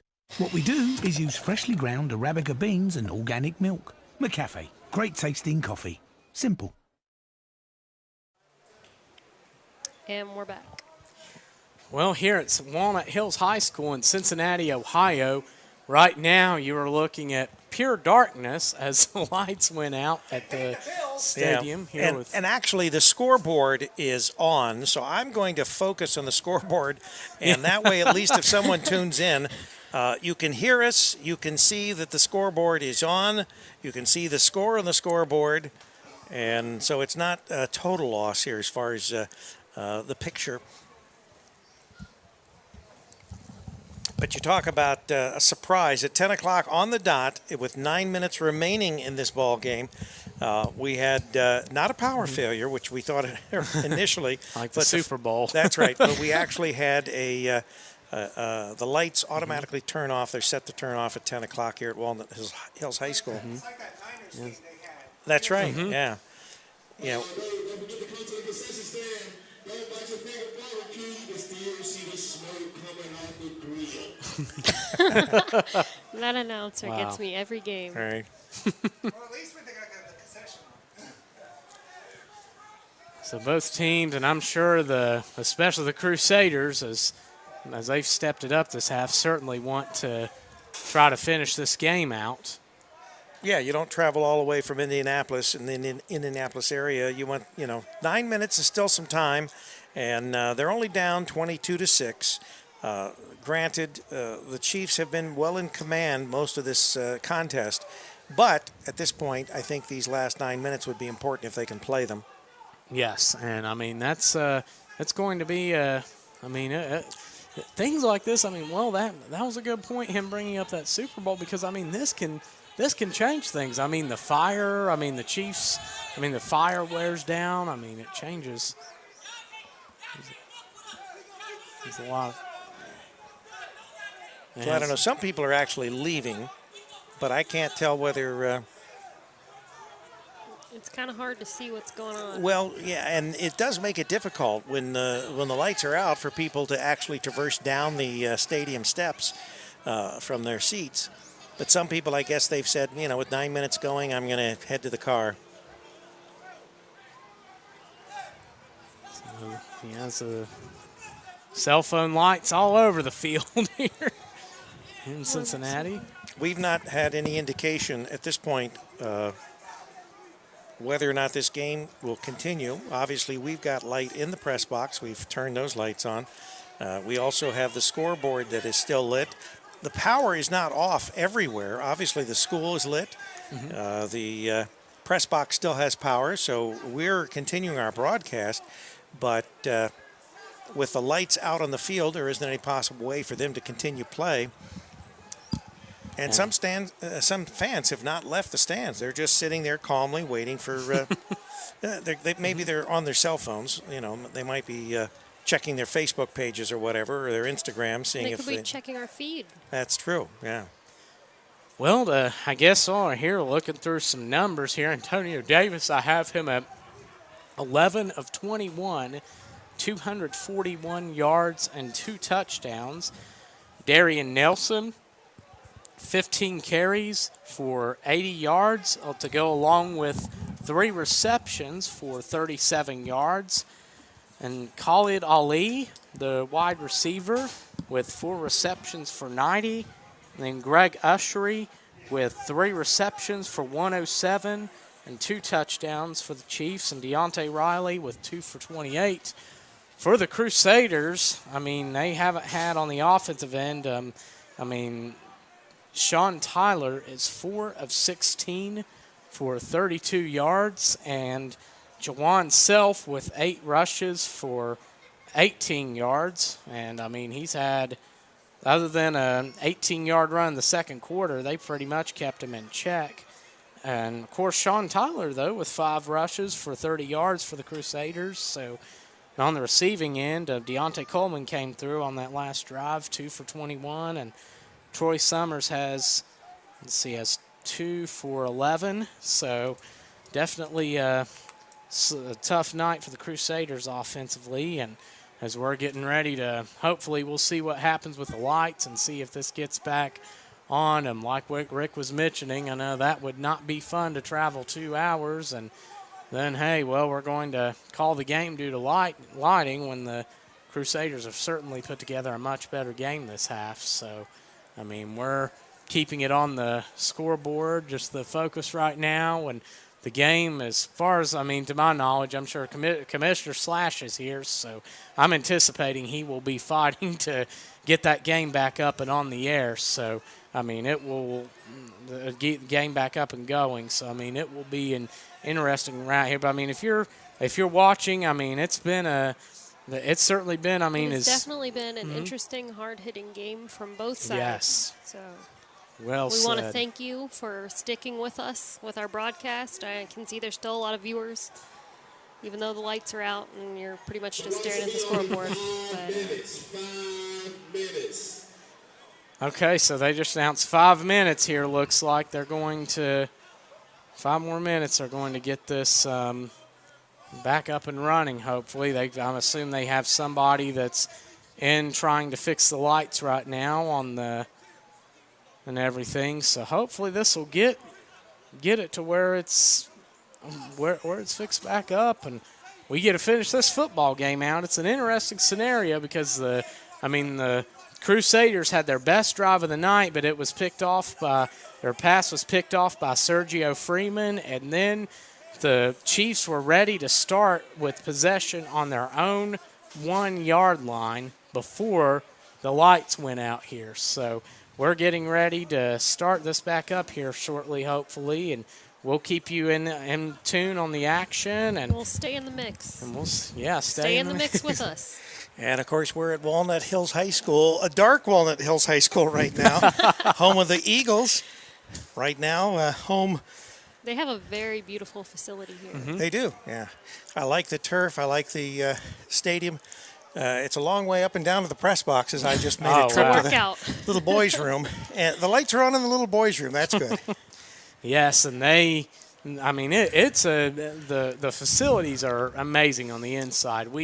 I had the opportunity to be here last year when the Westport's the Tanks played the Kings Comets, and the facilities were just, I was just struck by it. We went in there, and by the locker room they had the pool area, and it was one of the best high school pools I have ever seen. And yeah, a lot of the Cincinnati area schools still have pools. A lot of new schools, I'm not going to say they don't put pools in schools today, but some of the newer schools, they aren't building the pools like they had in the old schools. They're not. And this school is there's a lot of history with this school. Mm-hmm. My old high school actually just a couple years ago tore their pool down. It was like a staple there too. So it surprised a lot of people when that happened, and fewer are going with it. But the Cincinnati schools are, it's a phenomenal atmosphere at so many of them. And, you look at the quality of football that comes from this area. You have, I thought of one school in northern Kentucky, Fort Thomas Highlands. They had a run where they won 6 straight state titles in a row. They play Cincinnati Elder. Elder was 2-8. Highlands was unbeaten that year, but they beat them 34-29. Just the quality of talent, even a 2-8 Elder team.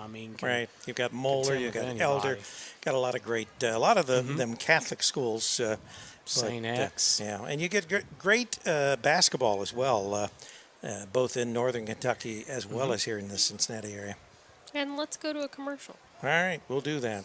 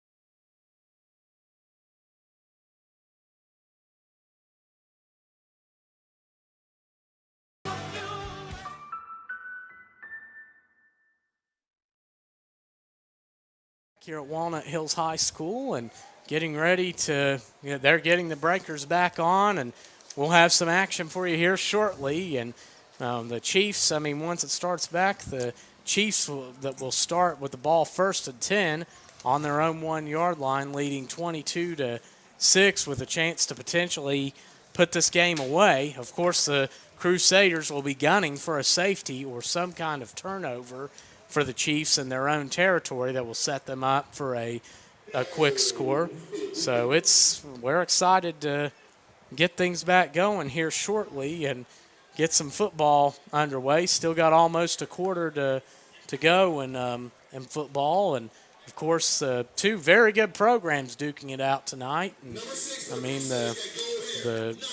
the Chiefs are, this was unexpected for them to come in and dominate like this. I think everybody knew it would be a tough game between 2 very good teams, but I don't think anybody expected the Chiefs to come in. And, even though it's a relatively close game right now, the Chiefs have controlled possession and, handled the game for much of the night. Yeah, in week 2, a recap of Week 2. The Cincinnati Dukes and the Butler County Broncos. Broncos 42, Cincinnati Dukes 12. The Broncos showed why they won the BCFL in 2017 with good defense and explosive offensive plays. The Dukes, for the second week, turned the ball over 5 times, and the Broncos made the Dukes pay for those mistakes with a very easy victory. The Kings Comets and the Columbus Gladiators. The Gladiators beat the Comets 30-22. The Gladiators jumped out to a 22-6 lead in the first half and then held the Comets off with their comeback. The Comets quarterback Maurice Lovett threw for 3 TDs, but the hole was too deep for the Comets to make the comeback. The Tri-State Saints and the Southern Ohio Blaze, they played. The Blaze beat the Saints 36-0. The Blaze defense stepped up with their first shutout of the season against the Saints. Quarterback Mike Crawford threw for 165 yards and 2 TDs. Mike Bell returned to kickoff for 87 yards and a score. And in final action last week, Marion County Crusaders, the same Crusaders that are sitting here in the dark right now waiting for the lights to come back on, beat the Dayton Hornets 19-6. The Crusaders got their first victory of the season against a very eager Hornets team. They went up 13-6 in the first quarter and never looked back. Duke Wright was in the Hornets' backfield most of the night, recording 3 sacks, 2 tackles for loss, and a quarterback hurry. And then also we want to say hey to the BCFL Players of the Week for Week 2 for the Butler County Broncos. Quarterback Steve Cunningham, 6 for 13 for 146 yards, 4 TDs, 2 attempts for 3 yards. Defense, Marion County Crusaders, Duke Wright, 3 sacks, 3 tackles, 2 TFLs, and 1 hurry. And special teams, the Southern Ohio Blaze, Mike Bell for 87 yards and 1 TD. And the lights are starting to come back on, and we will be resuming the last 9 minutes of this game with the Cincinnati Chiefs leading the Marion County Crusaders 22-6 right here on CampusNation.com, the sports animal. And hopefully, and it looks and appears like most of you have stayed with us for the finish of this game, and we certainly appreciate that. We know it's been a little trying for about the last 10, 15 minutes, but we will get this game in, and the lights will be on, and we will resume just as soon as we've got the proper light to be able to play this football game. Yes, and one roster correction I want to add here. On the site, it lists 82 for the Chiefs. And it says on it as Greg Ushery, and has just pointed out to me that 82 for the Chiefs is actually Paul Jones. So Paul Jones have been making all these spectacular plays. Is that what you're saying? Yes. Yeah. And so, these 3, Jones has had 3 receptions. Of course, a 75-yarder that put the Chiefs up 22-6, and he's had all these receptions. Well, it's good tonight, to get the record corrected. Yes. Better late than never, right? Mm-hmm. Right. Yeah. And we want to remind our listening audience, for those of you that are planning on staying up even later, Sydney Alexis and yours truly, Rick Phillips, we will be traveling to the studios of WLW 700, the big one, that you can hear in 38 states and parts of Canada tonight on the American Truckers Network, Riding the Wave with Dave. We're going to be on probably for at least 2-3 hours from midnight until 2-3 o'clock in the morning as we ride the wave with Dave. The interesting thing about those studios, they're in the Kenwood area, and all the iHeart radio stations in Cincinnati are on that same 6th floor. When we go in, you can see all the ESPN channel. You can also see. All right, we're going to get back to action now. Lights are on, and we're ready to play some football. It's going to be 1st and 10, and let's see who possesses the ball. The Chiefs will start on their own 1. So this will be an interesting set of downs here, as both teams are pretty much re-warmed up. Now what do you say we have some fun? As AD walks back out on the field. And there have been some fans that have left the stadium, but there are still a lot of people. They didn't actually, they might have left the stands, but it looks like a lot of them, maybe they did this on purpose because they're over there chowing down on the hot dogs and the hamburgers now. So maybe it was all purposeful to get them to go over there and eat something. That's true. They're chowing down over there, and I mean, It's a good turnout here tonight. Yeah, we've had a good turnout here, and we want to wish everyone a very happy Memorial Day weekend. Have a safe Memorial Day weekend. First down for the Chiefs. As the Chiefs get ready to start this drive here, 1st and 10 on their own 1, leading 22-6 with 9 minutes to go in the 4th. And they are in huddle right now, and we'll see how they break out. Looks like they're sending another man into the game, 2 more men. Actually, the clock's going to run here.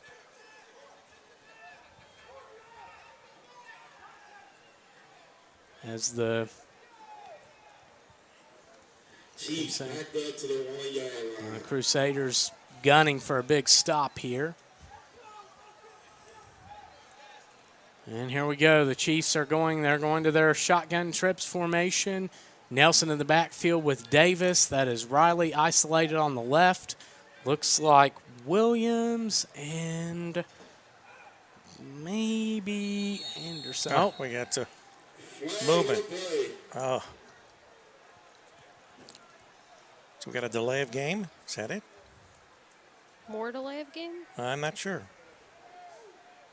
You can't move the ball much further back. It was on the 1-yard line, so halfway to the goal would be the half-yard line. Start. That's what they did. I'll move him back a few more inches. Yeah, it's on the 6-inch yard line now, looks like. So the Chiefs are going to regroup and huddle and have a chance to maybe either run the clock down some or hopefully I'm imagining they're probably going to try to run this up the middle or something off tackle or whatever. They're not going to. I doubt that they would try any kind of a pass play here. It'd be very dangerous. Yes, would be, as it's Khalid Ali, Ronce Harrison, and Darius Williams on the left side, Deontay Riley on the right side, Deontay Riley isolated on the left. As that's Antonio Davis and Darien Nelson in the backfield. We're back to 9 minutes to go in the game. And the Crusaders showing they're going to send the house here. And Davis drops back. He throws it deep and nearly picked off.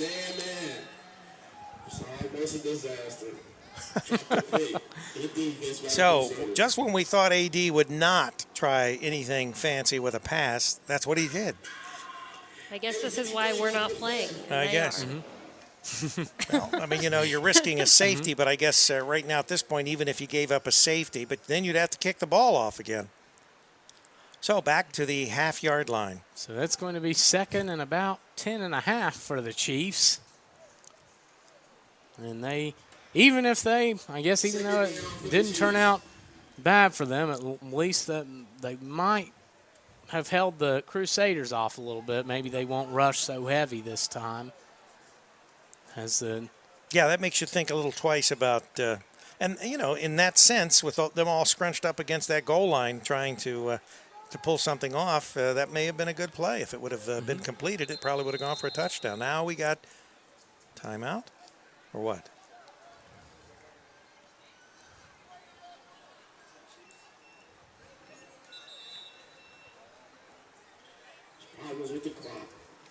All right, the clock has been reset to 8 minutes, 53 seconds left in the game. Is the clock counting up or what? Seems like we keep adding seconds here. It started to go down when the moment the Chiefs broke the huddle on that first play, which I wondered about, which the officials probably had, which a lot of people don't know is the officials have their own clock. Right, they keep the time on the field. As the Crusaders, they send the house again. Davis drops back. He's got a little bit of time, throws it, and it's caught by Riley. And Deontay Riley gets it to the 20-yard line. So Riley with his 3rd reception for 48 yards, and that's a big one because it gets the Chiefs out of a tough situation in their own territory. Somebody meet me in the end zone.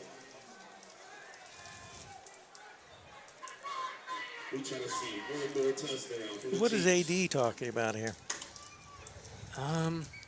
Not sure, they might have added on a penalty. Yep, they threw a, okay, looks like there was roughing the passer. Okay, maybe. so AD is over on the Crusaders side of the. I wouldn't be going over there, right now. I'd stay on my side here.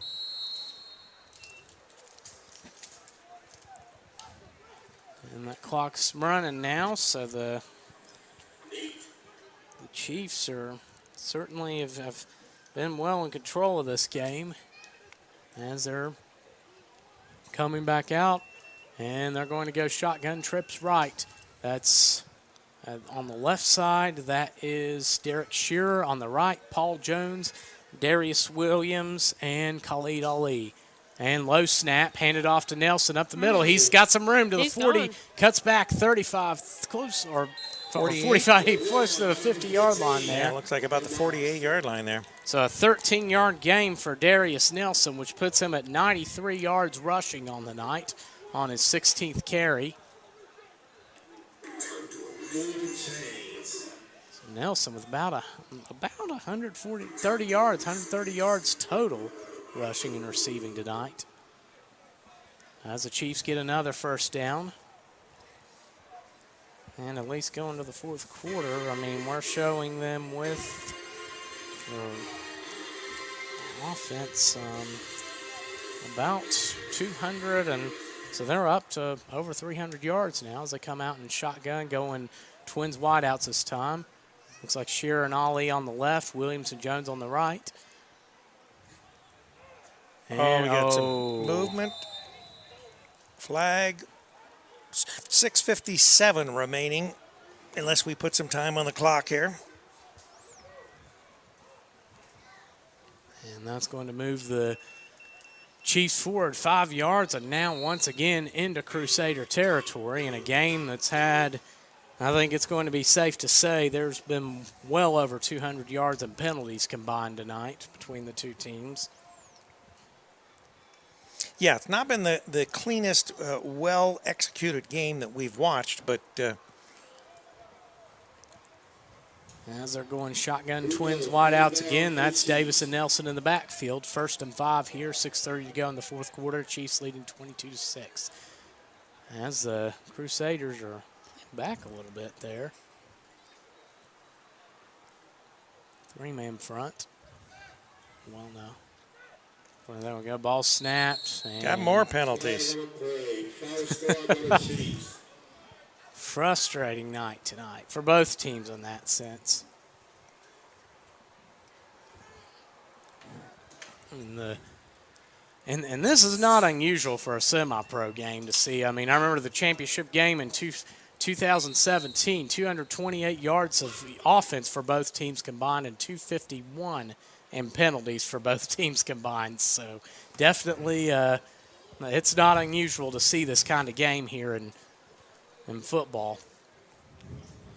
As the Chiefs come out, they're on offense, leading 22-6 with 6 minutes to go here in the fourth quarter. They're going shotgun, 2 wideouts to each side.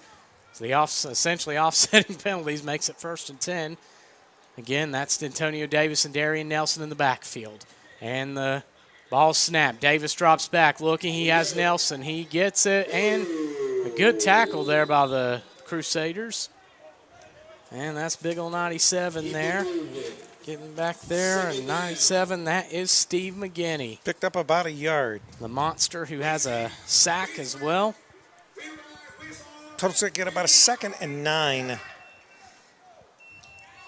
Ball's on the 49-yard line. So that's 38 yards receiving now for Darien Nelson on 4 receptions.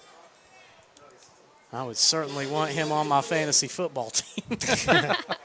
We're under 5 minutes to play now in this fourth quarter and final quarter of the game.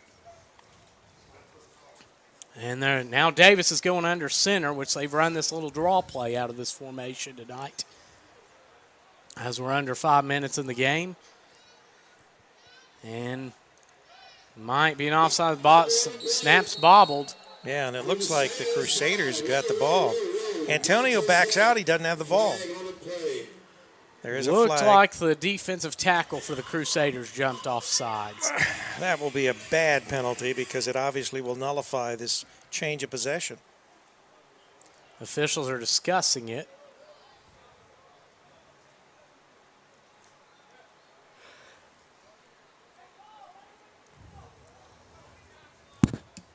Oh, no, that's going on the offense. That's a chop block, so that's going to go the way of the Crusaders. So they're going to get the ball back here with just under 5 minutes to go and a chance to possibly steal this.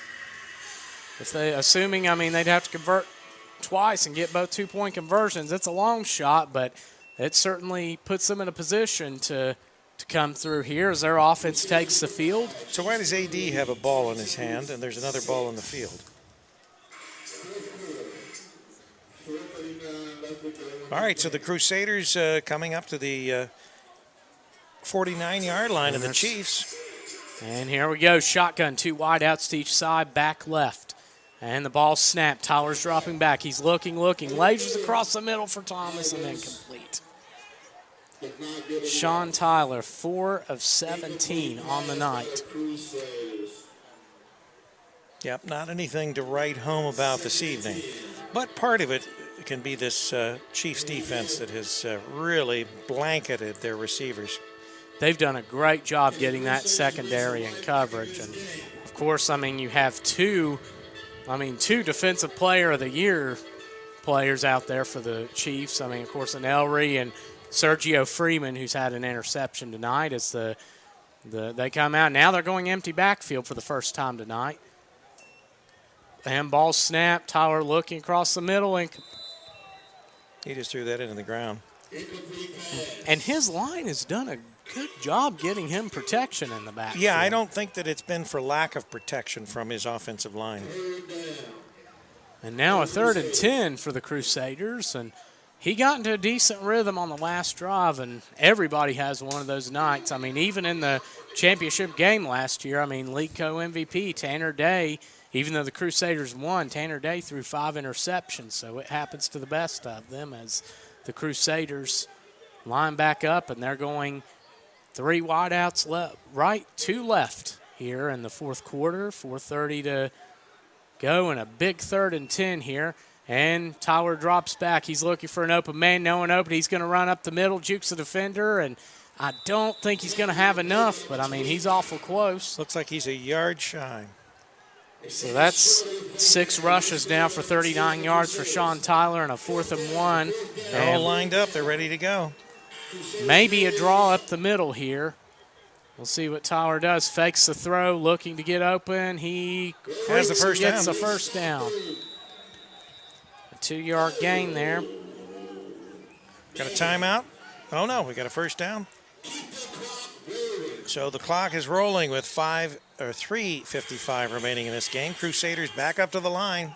And they're certainly disciplined getting back to the line as Tyler drops back. He's looking. Has time, throws it, caught. And that's again Darien Coleman, and he gets about 6 or 7 there, up to the down to the 32-yard line. So that's Coleman's 3rd reception of the night. He has 27 yards, all 3 receptions coming in this half.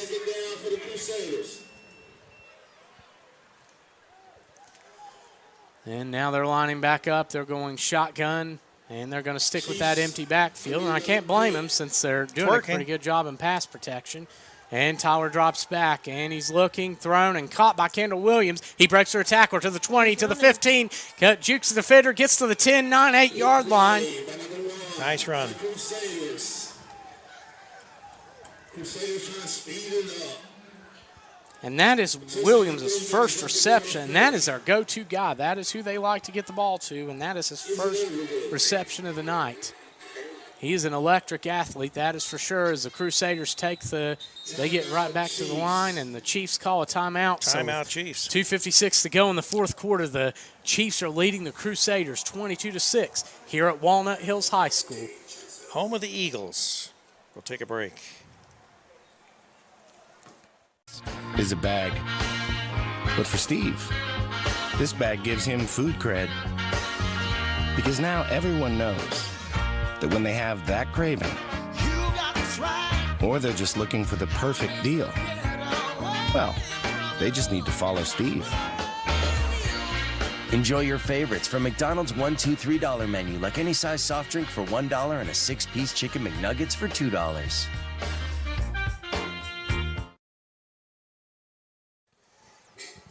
And we're back. We're back here at Walnut Hills High School in a game that has been pretty much, for the most part, dominated by the Chiefs, but now the Crusaders are certainly trying to come back, and they're awful close. There you have the ball on the 9-yard line of the Chiefs, and the ball's handed off and tackled in the backfield there. That's Cliff Wheeler. That's going to be about a 2-yard loss. Clock continues to run. Crusaders back up to the line. And they got 11 yards to go, about to get in the end zone here. I think this will probably be a pass. Yeah, they tried to slip one in there, and it ended up backfiring. And Tyler gets the line, does a good job closing in on him, and he gets maybe a yard. Oh, we got a penalty flag. Something happening. And unsportsmanlike against the Chiefs, so that's going to be a first down. Right, it'll be a first down. It's going to move the ball a little. So they bail out the Crusaders. And they're going to take a break here because I see Coach Poole out on the field. Poole looks irate. Yeah, I don't know whether he's trying to figure out. I think he's trying to figure out who that was on. He is. Well, the next round of showers was supposed to be at 11 o'clock, and obviously let's hope that we can get this game in before 11. And we're getting close to the 2-minute warning here as the Crusaders now have it on the – and Tyler snaps it, fakes the throw, runs up the middle, pushing, and he's not going to have enough. So it's going to bring up fourth down. Oh, so that is going to be a fourth down then. Okay. Figured. Fourth down. Crusaders. So we got a timeout? I think we're taking a timeout here. You're listening to CampusNation.com, the sports animal, your home for high school, college, and semi-pro football here on the BCFL. Take a break.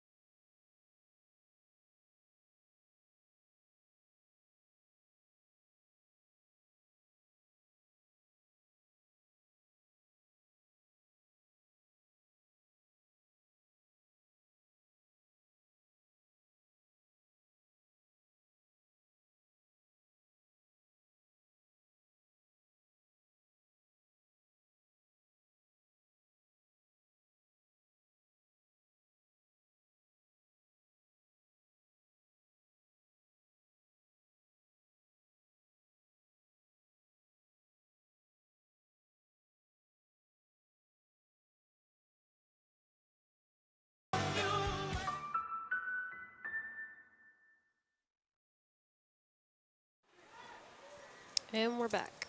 Here come the Crusaders, 1:54 to go, second and goal on about the 3-yard line here. They're going to go shotgun. This time they have a back. Within the Chiefs show blitz, they send the blitz, and the pass is incomplete. So this will be a third down. Third and... As Savage Pierre, they sneak him up the middle, and he does a good job getting in the backfield and disrupting the pass.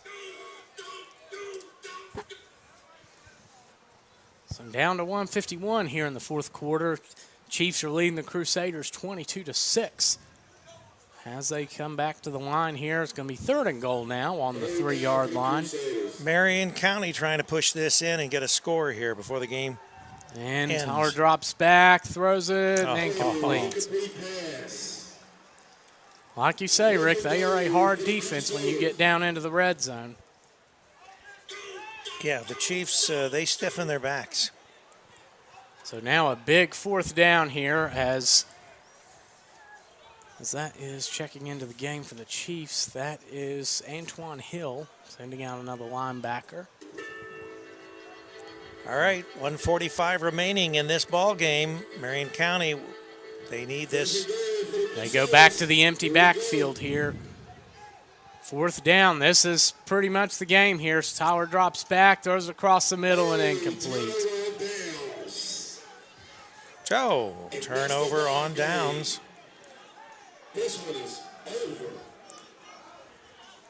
Ouch. 6 of 23 on the night for Sean Tyler. He's done better in the second half, but it's been, and he had some dropped passes that have hurt him tonight, too, to his credit. But now, I don't imagine that Marion County will probably, well, they might. It's a 3-hour drive back to home, but it's going to take some time to get the bus or cars or wherever they're. I don't know. Do they usually come over in a bus when they're traveling like that, or do they come over individually? I think when they played the Tanks last season, they came over. I want to say they came over in a couple vans, I want to say. Okay. They travel very well for a semi-pro team, and I think that's a big part of it, as the Chiefs are going to start the ball. Last time they started on their own 1. This time they're starting on their own 3. So we'll see if they just try to run this clock out and maybe get the ball to Nelson up the middle. It's not common for them to come out. I mean, I guess their biggest formation is probably shotgun with 2 backs and a tight end out there. As they go into huddle. 22-6 ball game here, 1:42 to go in the 4th. Chiefs are leading the Crusaders, and despite a couple decent runs by the Crusaders this half to threaten to score, their only score has come on a punt return. And that's what the Chiefs are doing. They're going with 2 backs and 3 wideouts here. And the ball snapped, low snap there, handed off up the middle. And that looks like Nelson, who gets 6-7 yards there. Now, what was planned tonight is at the end of the game, 2 players from the Chiefs and David Poole would be scheduled to come up. 2 players from the winning team with their coach. I don't know, considering the fact that the game has dragged on an extra probably half an hour, whether they'll be up to coming up and talking with us, but we'll hang in here for a few minutes just to see if there's any indication that we will get Coach Poole and two of the players up here to talk to us. Yes, and also on a point, a shout out to Nick Newton here, who broadcast colleague with the Tanks and the Bucks, who told me last year the Crusaders they came on a bus and sent a few in vans. Oh, okay. We appreciate that information. Thanks for passing that along to us. Just proves we got people listening. Yes. No, we actually know we've had some really good viewership numbers tonight, and we appreciate that, and certainly the Western Digital Broadcast Network, we appreciate you picking up the game tonight and rebroadcasting it to all your fans there. And Darien Nelson needs 1 yard to crack 100 on the night now, as they're going shotgun, 2 backs, 3 wideouts, and hand it off again. That is Nelson. Looks like he's going to get his yard. 18 carries, 100 yards, and 4 receptions for 38 yards. Crusaders. As the Crusaders use timeout here. Crusaders got 1 timeout left. So this is going to be a 3rd and about 3 for the Chiefs here to try to convert. Just one more opportunity for the Crusaders as far as stopping the clock. They've got 1 timeout left. We're not going to break away for a commercial. We're going to keep it right here. Their best hope at this point, I mean, if they're probably going to try to force a fumble here. And, I mean, the Chiefs have had a couple low snaps, but that's about their only, I'd say at this point, not to count them out, but it would probably take some help from the Chiefs for them to be able to find a way to come back in this one, as they're coming back out with 2 wideouts left, 1 right, and they're going with Davis and 2-man backfield. 2 running backs out there as the Chiefs are get ready to snap, and it's going to be a pass and thrown across. Ooh. Dangerous pass. Surprising call there. Nearly picked off. So now a 4th down and about 3 yards to go. And the Chiefs will, I'm guessing they will probably punt here. Yeah, and one thing's for sure, we've got stats after the game, so we'll have the stats, and hopefully Coach Poole will bring up 2 players, and we'll be able to do a quick interview before we sign off tonight. But all that will be hopefully coming here in the next 1 minute, 20 seconds. And the lights will stay on, hopefully. Although it really won't matter because, at least for our standpoint, we have power in the press box. It will just be getting the equipment out of the press box. That would Yeah, be a yeah. problem. Bill Dickerson watching on the Campus Nation Network. Hi, Bill. Bill does some reporting and some broadcasting for us, both on Campus Nation. We also own our low-power radio station in Fayette County, WZAA 106.9 LPFM. And the Chiefs get a penalty here, and that's going to move them back 5 yards. So they're going to be about their own 6-yard line now, and they're going to be, I assume, punting here. And Davis with a quick kick. Much better. Bounce back, takes a Chiefs bounce here, and that's going to go out of bounds about the 38.5-yard line there. And for all of you that are listening or watching tonight, don't forget, Sydney, Alexis, and I will be heading to WLW after the game. We're on the air at midnight, riding the wave with Dave on WLW 700, broadcasting to 38 states and parts of Canada. And we're going to be talking sports, BCFL. We'll be talking politics, just about anything else. You call in. They have an 800 number and also a local number. You can call in and actually talk to us. Ask us questions about tonight's broadcast. Be happy to talk to you. Yes, and that's certainly a good show to get to talk sports on fun. We got all kinds of interesting things that happen on Riding the Wave with Dave. As the Crusaders come out, they are going to go shotgun, 1 back, 2 wideouts to each side as they're trailing 22-6, 1:13 to go in the ball game. They have 1 timeout left. Tyler drops back. It's thrown, it's caught, and out of bounds. Speaking of Bill Dickerson, he's actually taken a trip with us to WLW as well. Tonight? Oh, not tonight, no. But he has before. Oh, okay. And that was Cliff. We were on the reception. Tyler drops back. He's looking for an open man. Got time looking, but nowhere to go. Runs up the middle, breaks through a tackler, and gets a first down. But the clock will continue to run. Sean Tyler now gets 50 yards rushing on the night, but that clock 50, 49, 48.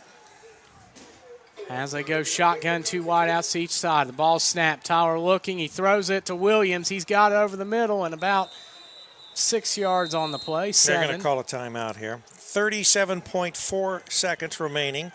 Once again, we're going to keep it here. And that's Kendall Williams' second reception for 31 yards, as that's going to be 2nd and 3 now on the 19-yard line of the Chiefs. Crusaders trailing 22-6, but looking to try to. I mean, chances incredibly slim, but they're down, but not entirely out. It'll take some things to go their way, but they're going to try to get back in this here as the Chiefs come out and look to confuse there with the formation, with the way they're lined up, and go across the middle. Oh, that was so close. Ouch. And there's a replay of that going on right now. Looked to be a nickel 1-5-5 lineup for the Chiefs on that. Nobody got in a stance. They tried to. What is that, 16 cents or 17 cents? Nickel 155, what is it?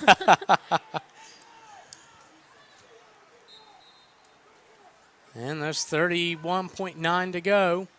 And 3rd down now for the Crusaders. Tyler's got time. He throws it over the middle and nearly picked off. That's Dre Reap getting in there. Well, as much as Marion County wants to score, and they're very passionate about putting one more score on this board, the Cincinnati Chiefs, they're not going to give up any points either. They're not sitting down and letting them score either. They do an excellent job in the red zone, and, I mean, this is where, I mean, the Crusaders have had the ball multiple times here tonight. Once, I mean, they turned it over on a fumble, and as Tyler drops back, he's got plenty of time. He's looking over the middle. Oh. Picked off. Picked off. That is a touchback. And that's the game. And Dre Reap gets the interception this time after doing some push-ups, dropping that last one. So all that AD will have to do is take a knee, and this game will be history, as they say. So 15.9 to go, and an excellent showing by the Chiefs. And as great of an offense as they have, as much as we've talked about tonight, it was a better effort by the Crusaders this half. Outscoring them 6-0, but just getting down like that at half to a team like the Chiefs. They dug themselves a hole. They couldn't dig themselves out. Too much too early. Just the dropped passes combined with just when they were driving, and it was 0-0, a turnover. And the clock is running. So we're going to find out whether Coach Poole and a couple players will come up tonight to talk with us. And your final score, the Chiefs over the Crusaders, 22-6 here at Walnut Hills High School in Cincinnati. And a good show. Some positives you can take away from both teams. Of course, I think the Chiefs now officially have established themselves as a favorite in the BCFL. They certainly have, yeah. Well, we're going to take a break here. We're going to come back with stats and hopefully some interviews, but we'll be back shortly. Way too much money for your game video? Zoom has all the tools you need to analyze and exchange game video like the pros. We've been working with officials for years now, and due to our successful growth, I'd like to announce our new video analysis program for elite-level football coaches. Hi, I'm Andy with Zoom, and while other companies have been raising prices, we've been creating a better solution for less money. Our elite video analysis tools are priced far below our competition's, ranging from $500 to $600 per team, depending on the size of your league, all the way down to $400 for coaches-only access. But just because the price is low doesn't mean you lose all of the great features that you've come to expect. You can draw on the screen, tag, clip plays, add voiceovers, and you can even create training and quizzing modules, all while tracking who is and who is not watching. Remember, at Zoom, we don't prepare you for the competition, we make you the competition.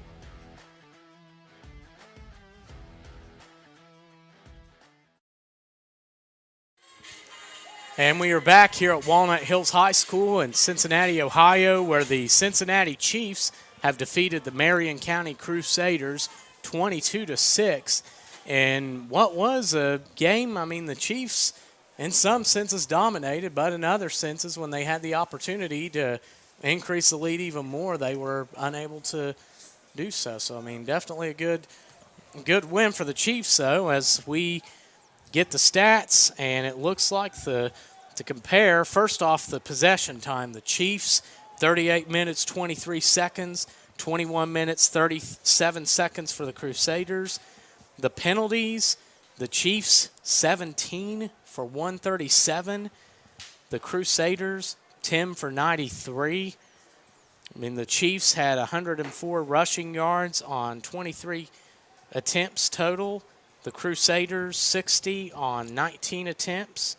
And, really, the total offense, this is a big difference. 125 yards on 49 plays for the Crusaders, 383 yards on 53 plays for the Chiefs. So, Rick, quite an interesting matchup tonight.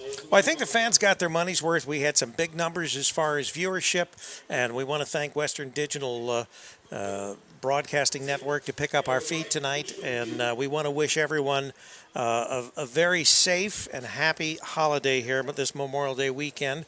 And, of course, the game of the week will be back again, so stay tuned on campusnation.com for our next game as we have it.